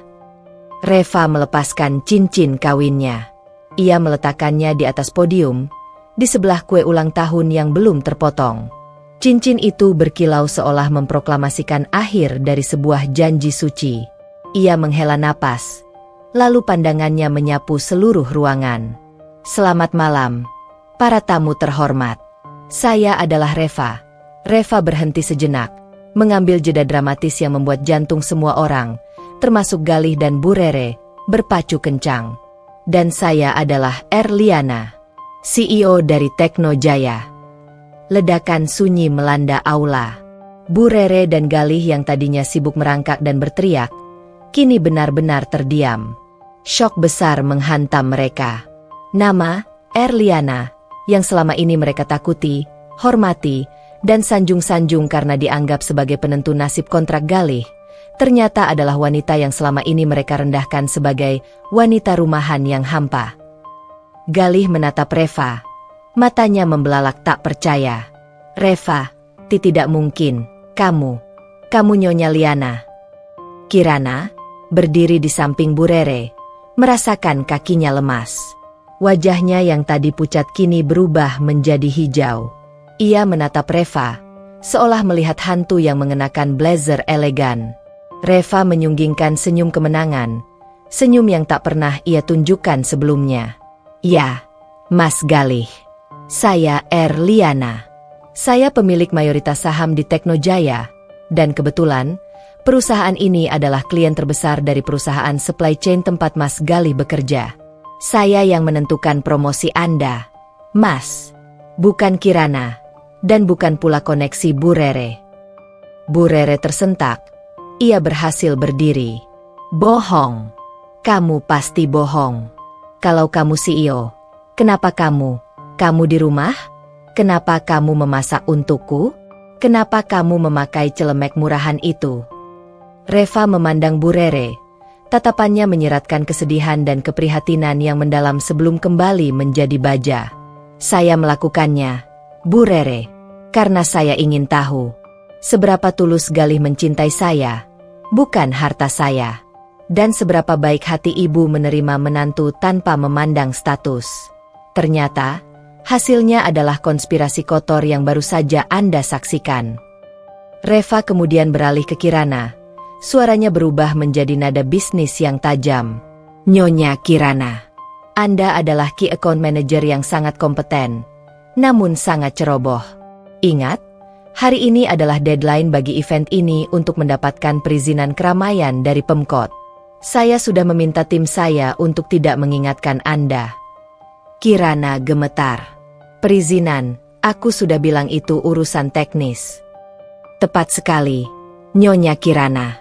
Dan karena Anda dan Tuan Galih, yang merupakan penanda tangan kontrak, telah lalai dalam mengurus detail teknis krusial ini, yang menyebabkan acara ini berpotensi dibubarkan, maka ini terhitung sebagai pembatalan kontrak sepihak yang disebabkan oleh skandal moral dan kelalaian profesional. Reva mengangkat sebuah dokumen. Tuan Galih, Nyonya Kirana, izinkan saya membacakan klausul tersembunyi yang Anda berdua abaikan. Reva mengenakan kacamata berbingkai tipis, yang semakin menegaskan aura CEO-nya. Berdasarkan klausul ganda dan lampiran D yang telah Anda tanda tangani, jika pembatalan terjadi karena skandal moral yang melibatkan salah satu penanda tangan, denda akan menjadi 5 kali lipat dari total kontrak yang harus dibayarkan tunai, dan pihak penanda tangan harus menyerahkan aset pribadi yang disebutkan pada lampiran D dan lampiran D ini, Tuan Galih. Reva menunjuk Galih dengan dingin. Berisi surat pengunduran diri Anda dari perusahaan milik ibuku, serta surat cerai yang sudah dibubuhi materai. Anda, Tuan Galih, sudah menceraikan saya secara hukum saat Anda menandatangani kontrak event ini 3 hari yang lalu. Galih merasakan tubuhnya remuk. Ia bukan hanya kehilangan istrinya, tetapi ia juga kehilangan pekerjaan dan masa depannya karena kelalaiannya sendiri. Tidak mungkin. Aku tidak pernah menandatangani surat cerai. Aku hanya menandatangani kontrak event, teriak Galih, panik, berusaha melepaskan diri dari security. Tanyakan pada Kirana, Tuan Galih. Dokumen yang Anda tandatangani adalah dokumen setebal ini. Reva memegang beberapa lembar kontrak yang ia anggap remeh. Anda hanya membaca harga dan anggrek hitam, tetapi Anda mengabaikan detail hukum. Sebuah kecerobohan yang fatal bagi seorang manajer yang ingin promosi. Bu Rere akhirnya ambruk, menangis histeris. Ia merangkak ke kaki Reva. Reva, nak Reva, jangan. Aku ibumu. Aku minta maaf. Jangan ambil perusahaan anakku. Jangan ambil semua yang kami miliki. Aku mohon. Reva mundur selangkah, melepaskan Bu Rere. Air matanya hampir menetes, bukan karena iba pada Bu Rere, tetapi karena rasa kecewa yang luar biasa pada kebusukan manusia. Bu Rere, saya tidak akan mengambil apa-apa. Anda sendiri yang telah merusak semuanya. Anda telah memilih Kirana, uangnya, dan kebohongan mereka, daripada kejujuran dan ketulusan saya. Dan sebagai Erliana, saya wajib memastikan klien yang tidak profesional, yang terlibat dalam konspirasi moral dan finansial, mendapatkan ganjaran setimpal. Reva beralih ke Kirana, yang kini menangis terseduh-seduh. Dan Nyonya Kirana, perusahaan Anda tidak hanya dikenakan denda, tetapi juga akan kehilangan kontrak besar dengan Teknojaya, dan semua perusahaan rekanan kami karena track record buruk ini. Investasi yang Anda banggakan, Nyonya, kini menjadi hutang yang menghancurkan Anda. Reva menjentikan jarinya ke arah Mira. Mira segera menghidupkan lampu utama. Sekarang, saya minta maaf atas interupsi ini. Acara ulang tahun Bu Rere telah selesai dan kontrak dengan Teknojaya telah dibatalkan. Para tamu, silakan nikmati hidangan terakhir dari camilan yang saya, si wanita rumahan, siapkan, sambil menyaksikan 3 penipu ini menanggung akibat perbuatannya. Reva meletakkan mikrofon itu dengan dentingan keras. Ia menarik blazernya yang tersampir di kursi. Ia berjalan keluar dari panggung yang dipenuhi kehancuran moral dan finansial. Ia meninggalkan Galih, Bu Rere, dan Kirana yang syok, menangis, dan dipermalukan di depan ratusan tamu terhormat. Reva tidak lagi menjadi istri, menantu, atau wanita rumahan. Ia adalah Erliana, CEO yang baru saja mengukir kisah pembalasan paling elegan dan tak terduga dalam sejarah bisnis dan rumah tangga. Reva melangkah turun dari panggung, meninggalkan gemuruh keheningan dan serpihan ego yang hancur di belakangnya. Kakinya mantap, pandangannya lurus ke depan. Ia baru saja menyelesaikan pertunjukan paling menyakitkan dan paling memuaskan dalam hidupnya. Di ballroom, kerumunan tamu mulai bubar dengan bisikan sensasi, meninggalkan Galih, Bu Rere, dan Kirana yang masih terpaku. Wajah mereka adalah kanvas horor yang tak terlupakan. Ia berjalan cepat menuju pintu keluar utama, di mana Mira, asistennya, sudah menunggu dengan tenang. Nyonya Liana, semuanya sudah terurus. Perusahaan Tuan Galih sudah menerima notifikasi pembatalan kontrak, dan surat cerai sudah sah secara hukum hari ini. Bisik Mira, menyerahkan kunci mobil Reva. Terima kasih, Mira. Kerja bagus. Reva menjawab, suaranya kini sedikit mereda, namun masih dipenuhi oleh energi pelepasan. Ia bisa merasakan beban berat yang ia pikul selama bertahun-tahun kini terangkat, digantikan oleh rasa lega yang luar biasa. Saat Reva hampir mencapai pintu, langkahnya terhenti. Di ambang pintu, menunggu dengan setelan jas mahal dan senyum ramah yang tulus, berdiri seorang pria. Dia adalah Arjuna, 32, CEO dari perusahaan teknologi pesaing Teknojaya, sekaligus teman lama yang sudah lama mengagumi kecerdasan Reva, bahkan sebelum Reva menjadi Erliana yang terkenal. Arjuna hadir di acara itu karena diundang oleh salah satu klien penting yang juga merupakan rekanan bisnisnya. Arjuna melangkah mendekat, matanya yang hangat menatap Reva, tanpa ada sedikit pun rasa menghakimi atau terkejut berlebihan. Ia sudah terbiasa dengan drama dunia bisnis. Liana, Reva, panggil Arjuna lembut, menggunakan kedua nama itu dengan kesadaran penuh. Selamat malam. Reva terkejut melihat Arjuna. Di tengah badai yang ia ciptakan, kehadiran Arjuna terasa seperti pelabuhan yang tak terduga. Wajahnya yang biasa ia lihat di sampul majalah bisnis kini berdiri di hadapannya, menawarkan ketenangan. Arjuna, kamu di sini? Tanya Reva, berusaha menstabilkan emosinya. Aku diundang oleh Tuan Hendra. Aku tidak menyangka akan menyaksikan pertunjukan plot twist terbaik abad ini. Arjuna tersenyum tipis. Senyumnya berbeda dari senyum palsu yang sering ia lihat. Senyum Arjuna adalah angin segar di tengah gurun. Kamu tahu semuanya? Tanya Reva. Aku tahu siapa dirimu. Reva, aku tahu kamu adalah wanita paling cerdas dan kuat di antara kita semua. Aku tahu cerita latar belakangmu, dan aku tahu alasan mengapa kamu menyembunyikan identitasmu selama ini.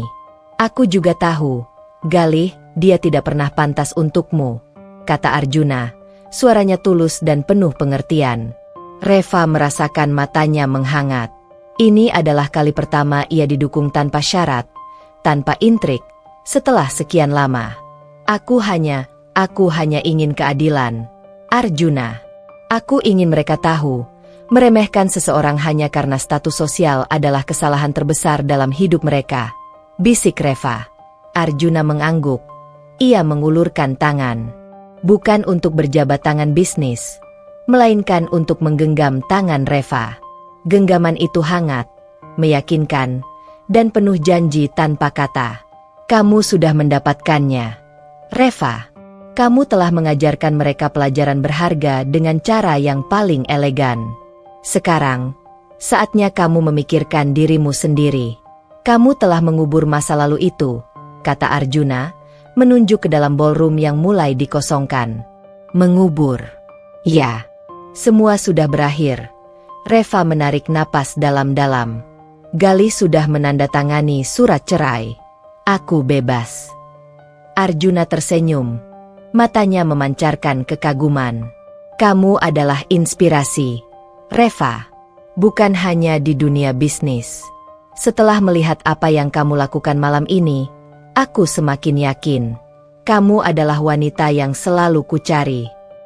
Aku selalu tahu kamu bukan hanya wanita rumahan, Reva. Sejak dulu, aku melihatmu sebagai ratu. Kata-kata Arjuna menyentuh Reva jauh di tempat yang Galih dan Bu Rere tidak pernah bisa jangkau. Di hatinya, di harga dirinya, di jiwanya. Terima kasih, Arjuna. Reva membalas genggaman tangannya. Malam ini, aku mengubur masa lalu dan memulai hidup yang baru. Aku tidak akan lagi menjadi Reva yang patuh dan menyembunyikan diri. Mira, yang berdiri agak jauh, tersenyum kecil melihat interaksi kedua CEO tangguh ini. Ia tahu, babak cinta sejati Reva baru saja dimulai. Reva dan Arjuna meninggalkan ballroom yang kini telah menjadi monumen kehancuran bagi Galih, Bu Rere, dan Kirana. Saat mereka berjalan menuju tempat parkir, Arjuna memberanikan diri. Aku tahu ini mungkin terlalu cepat, Reva. Tapi, aku ingin kamu tahu perasaanku. Selama ini, aku hanya bisa mengagumimu dari jauh. Kita adalah pesaing bisnis. Ya, tapi aku tidak pernah melihatmu sebagai musuh. Aku melihatmu sebagai partner yang setara, dalam segala hal, ujar Arjuna, matanya menatap serius. Partner? Ulang Reva, sedikit terkejut, namun hatinya terasa ringan. Ya, partner. Partner hidup. Aku tahu kamu lelah. Aku ingin kamu bersandar. Aku tidak peduli dengan harta atau statusmu, karena aku sudah punya milikku sendiri. Aku hanya ingin cintamu, Reva. Cinta yang tulus, tanpa kebohongan, tanpa intrik, jelas Arjuna. Reva berhenti. Ia menatap ke langit malam, seolah melepaskan sisa-sisa kesedihan dan dendam yang ia bawa. Ia melihat kembali ke matanya yang berbinar, memancarkan kejujuran yang menenangkan. Arjuna, kamu tahu persis siapa aku sekarang. Kamu tahu semua kelemahanku dan semua kekuatanku. Aku tidak perlu berpura-pura di depanmu, Reva membalas. Senyumnya kini benar-benar tulus. Aku juga lelah dengan kepalsuan. Aku ingin memulai lembaran baru. Maka, izinkan aku menemanimu, Reva. Izinkan aku menjadi bagian dari lembaran baru itu, pinta Arjuna. Ia melepaskan tangan Reva untuk membuka pintu mobilnya. Saat Reva duduk di mobil mewah Arjuna, ia melihat kembali ke ballroom yang kini gelap. Ia melihat sebuah mobil derek sedang menarik mobil Galih yang mewah, sebagai bagian dari penyitaan aset karena denda kontrak yang tak terbayarkan. Reva hanya menghela napas, tanpa penyesalan. Mari kita tinggalkan semua ini, Arjuna. Aku ingin merayakan kebebasanku, kata Reva. Suaranya dipenuhi harapan. Kemana kamu ingin pergi, Ratu Liana?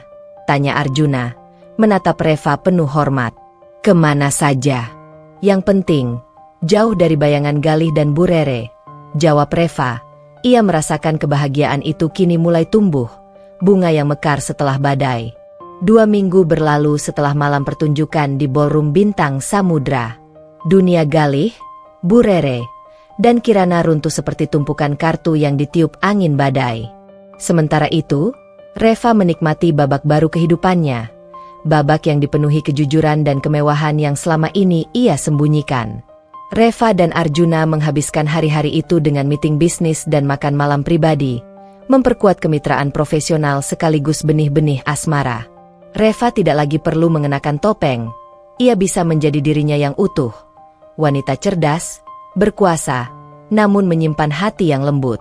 Suatu sore, Reva dan Arjuna sedang menikmati teh di lounge eksklusif di lantai atas kantor Tekno Jaya. Dari jendela, mereka bisa melihat lanskap kota yang membentang luas. Bagaimana perasaanmu sekarang, Reva? Kamu terlihat sangat damai, tanya Arjuna, menyerahkan cangkir teh. Reva menyesap tehnya, matanya memancarkan ketenangan. Damai, Arjuna. Aku merasa ringan seperti kapas yang terbang bebas. Tidak ada lagi sandiwara. Tidak ada lagi kebohongan yang harus aku lindungi. Galih dan Bu Rere, mereka tidak pernah tahu betapa melelahkannya berpura-pura menjadi seseorang yang tidak berdaya.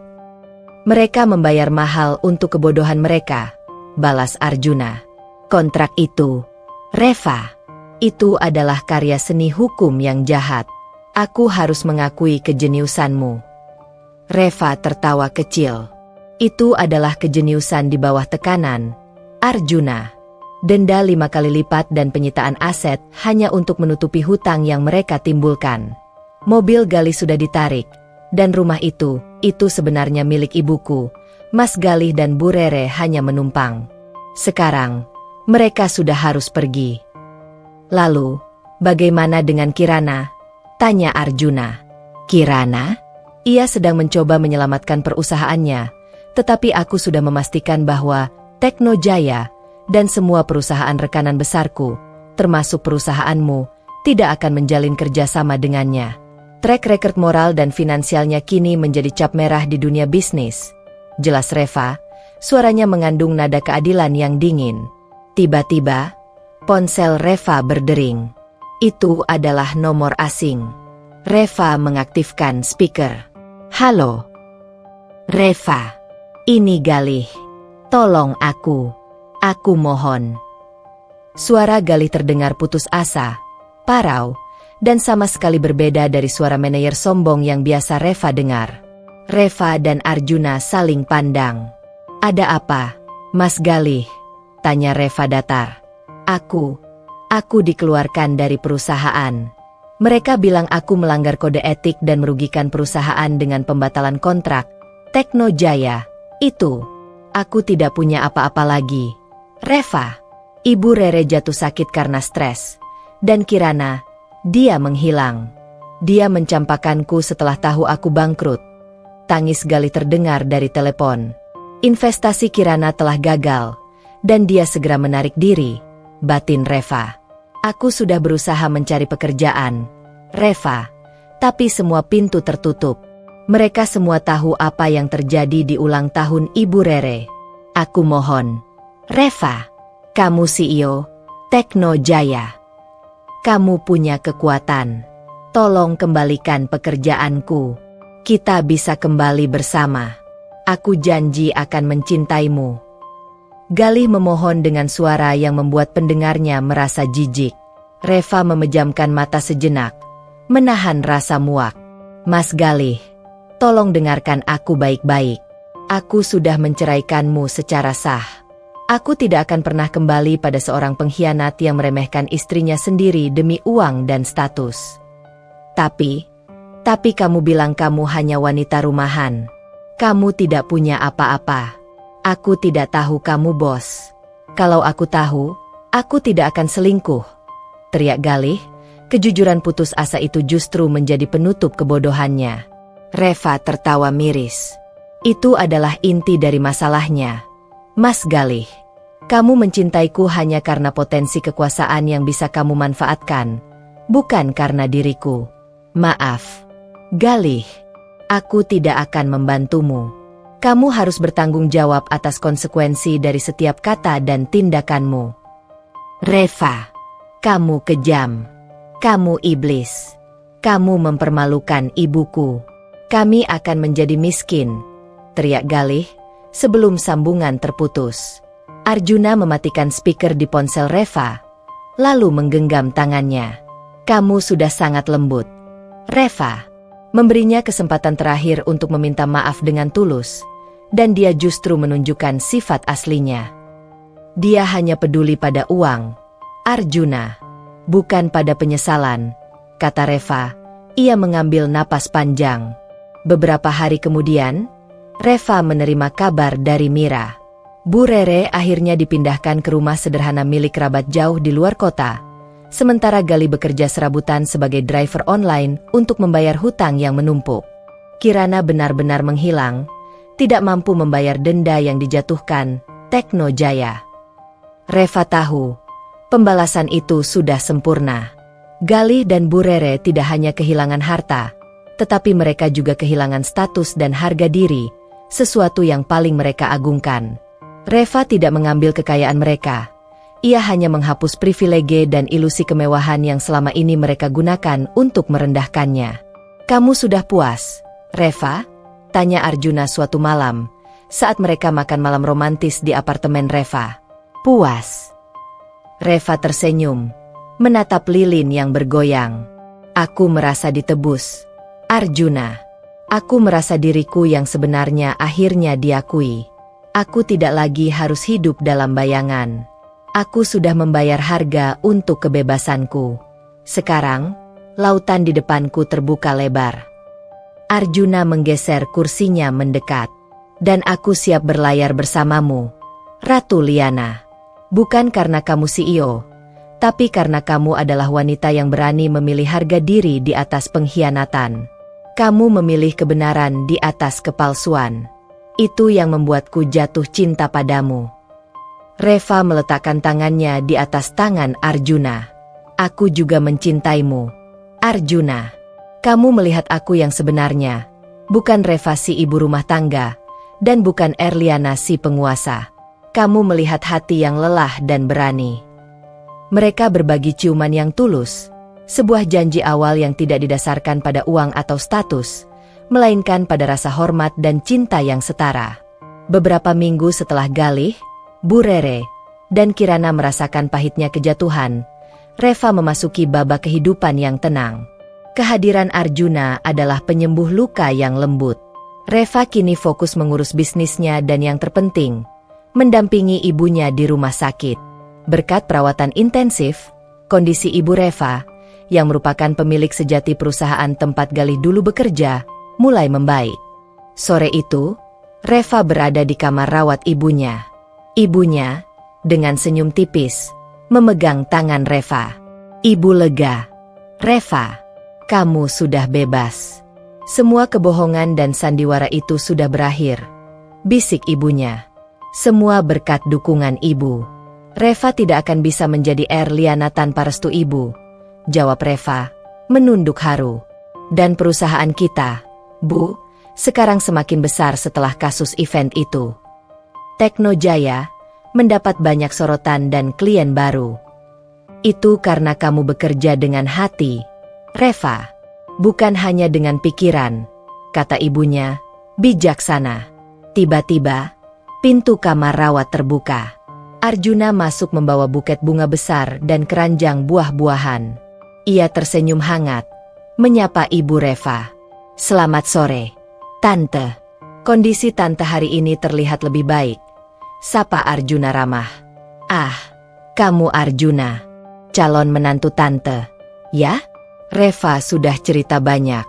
"Kalian berdua adalah duo CEO terhebat yang pernah Tante kenal," goda ibu Reva, membuat pipi Reva merona. Arjuna tertawa. "Saya hanya berusaha menyeimbangkan fierce-nya Reva, Tante. Dia adalah wanita yang sangat berharga." Obrolan mereka mengalir ringan, membahas rencana masa depan, bukan lagi dendam masa lalu. Reva merasa lengkap. Ia memiliki cinta yang tulus dan keluarga yang mendukung. Meskipun Reva sudah sepenuhnya move on, masih ada satu puzzle terakhir yang harus ia tempatkan. Satu tindakan yang akan menjadi penutup yang elegan bagi kisah ini, yang juga akan membuat pembaca merasa puas dan tetap penasaran. "Arjuna," ujar Reva suatu malam, saat mereka makan malam di restoran tepi pantai. "Aku ingin melakukan satu hal lagi. Ini bukan tentang dendam, tapi tentang kepastian nasib." "Apa itu, sayang?" "Menuntut Kirana lebih jauh?" tanya Arjuna. "Bukan. Kirana sudah hancur.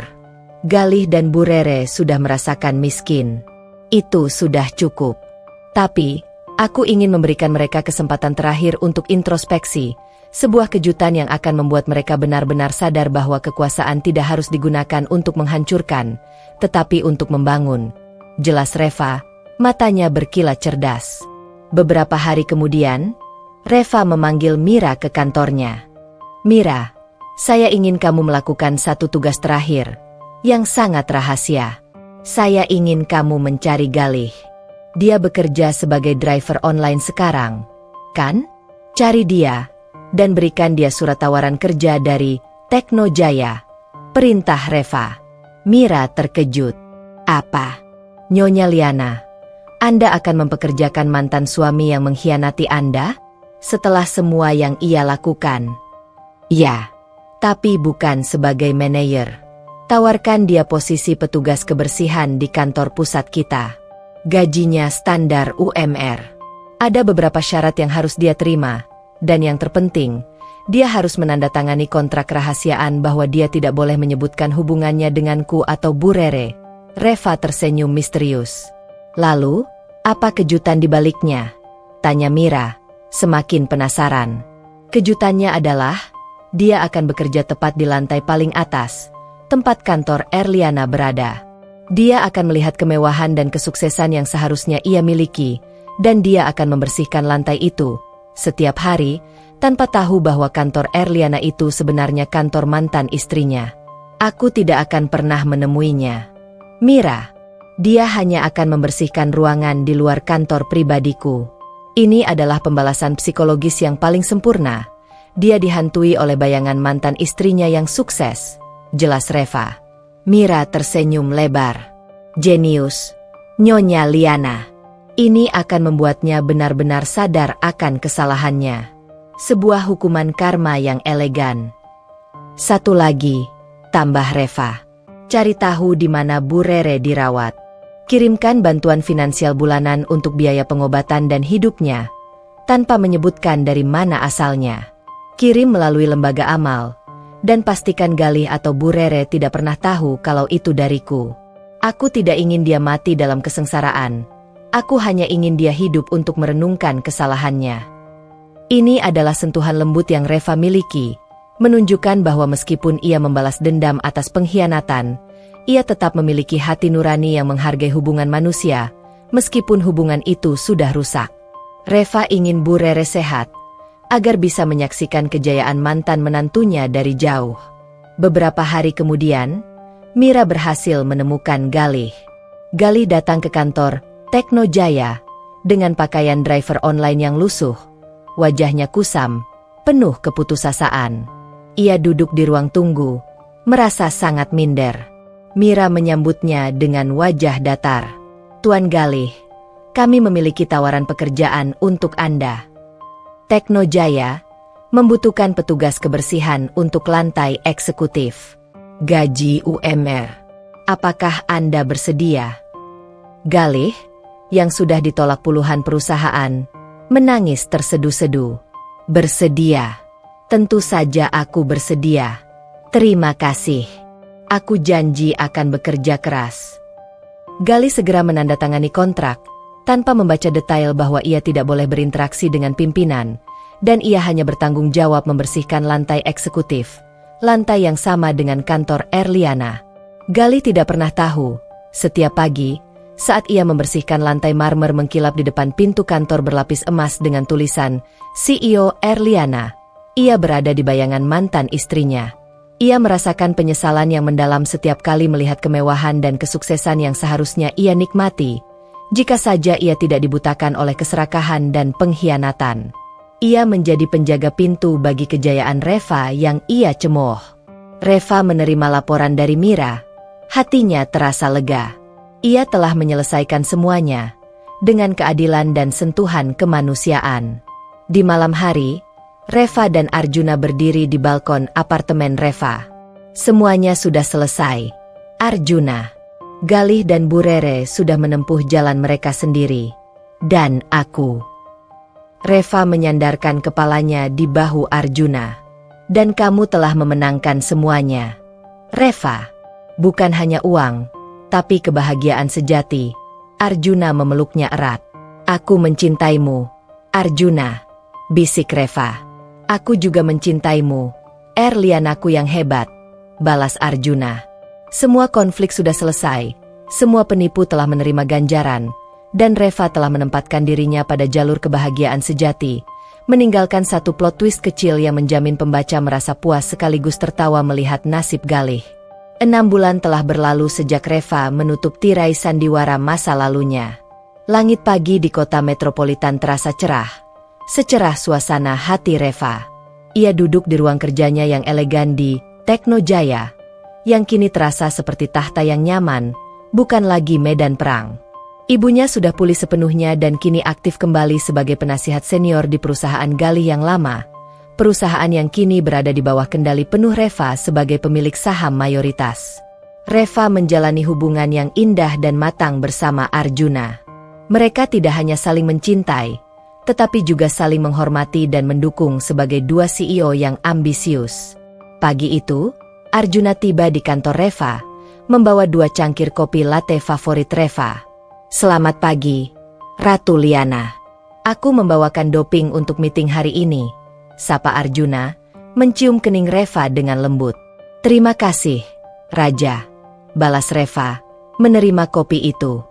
"Aku sedang membaca laporan keuangan. Perusahaan kita berdua akan mencapai target ambisius itu bulan depan. Semua berjalan lancar." "Itu karena kita bekerja sebagai tim impian," kata Arjuna, duduk di sofa.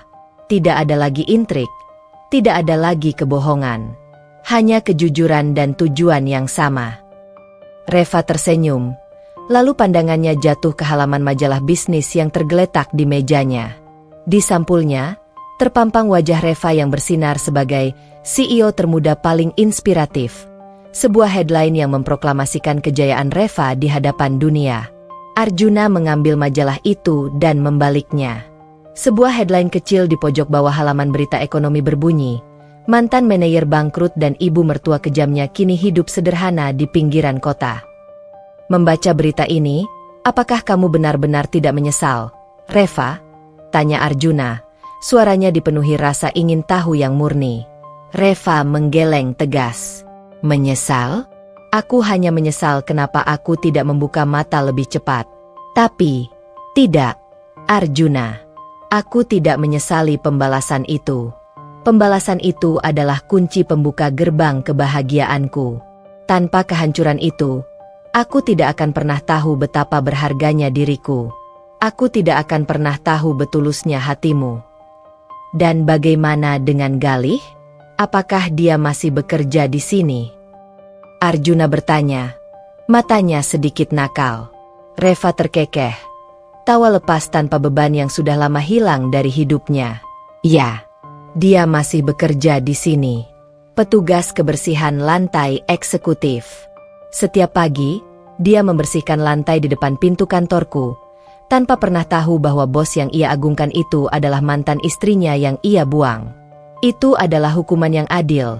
Dia harus menghormati tempat yang ia rendahkan, dan menghargai kesuksesan yang ia sia-siakan. Dia tidak pernah melihatmu." "Tidak pernah. Aku sengaja mengatur jadwal agar dia bekerja saat aku sudah di dalam kantor, atau saat aku pergi. Dan dia memegang teguh kontrak rahasiaan itu, karena dia takut dipecat dan kehilangan satu-satunya pekerjaan yang tersisa." Ironis, bukan? Dulu dia sombong karena jabatan, sekarang dia patuh karena posisi terendah. Jelas Reva, ada nada kemanusiaan dalam suaranya, bukan lagi dendam. Tiba-tiba, Arjuna berlutut di depan Reva. Reva terkejut, matanya membesar. "Arjuna, apa yang kamu lakukan?" Arjuna mengeluarkan kotak beludru merah kecil dari saku jasnya. Di dalamnya, berkilau sebentuk cincin berlian yang sederhana, namun memancarkan kemurnian. "Reva, aku tidak akan melamarmu di ballroom mewah. Aku akan melamarmu di tempat di mana kamu berkuasa, di tempat di mana kamu menemukan kembali dirimu yang sebenarnya," ujar Arjuna, matanya memancarkan ketulusan yang lebih terang dari 1000 berlian.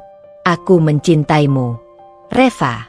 Aku tidak mencintai Erliana si CEO. Aku mencintai Reva yang gigih, yang cerdas, yang kuat, dan yang berani menuntut keadilan. Kamu adalah inspirasi terbesarku. Maukah kamu membangun kerajaan bisnis dan kerajaan hati bersamaku selamanya?" tanya Arjuna. Air mata Reva menetes, air mata kebahagiaan sejati. Ia mengulurkan tangannya.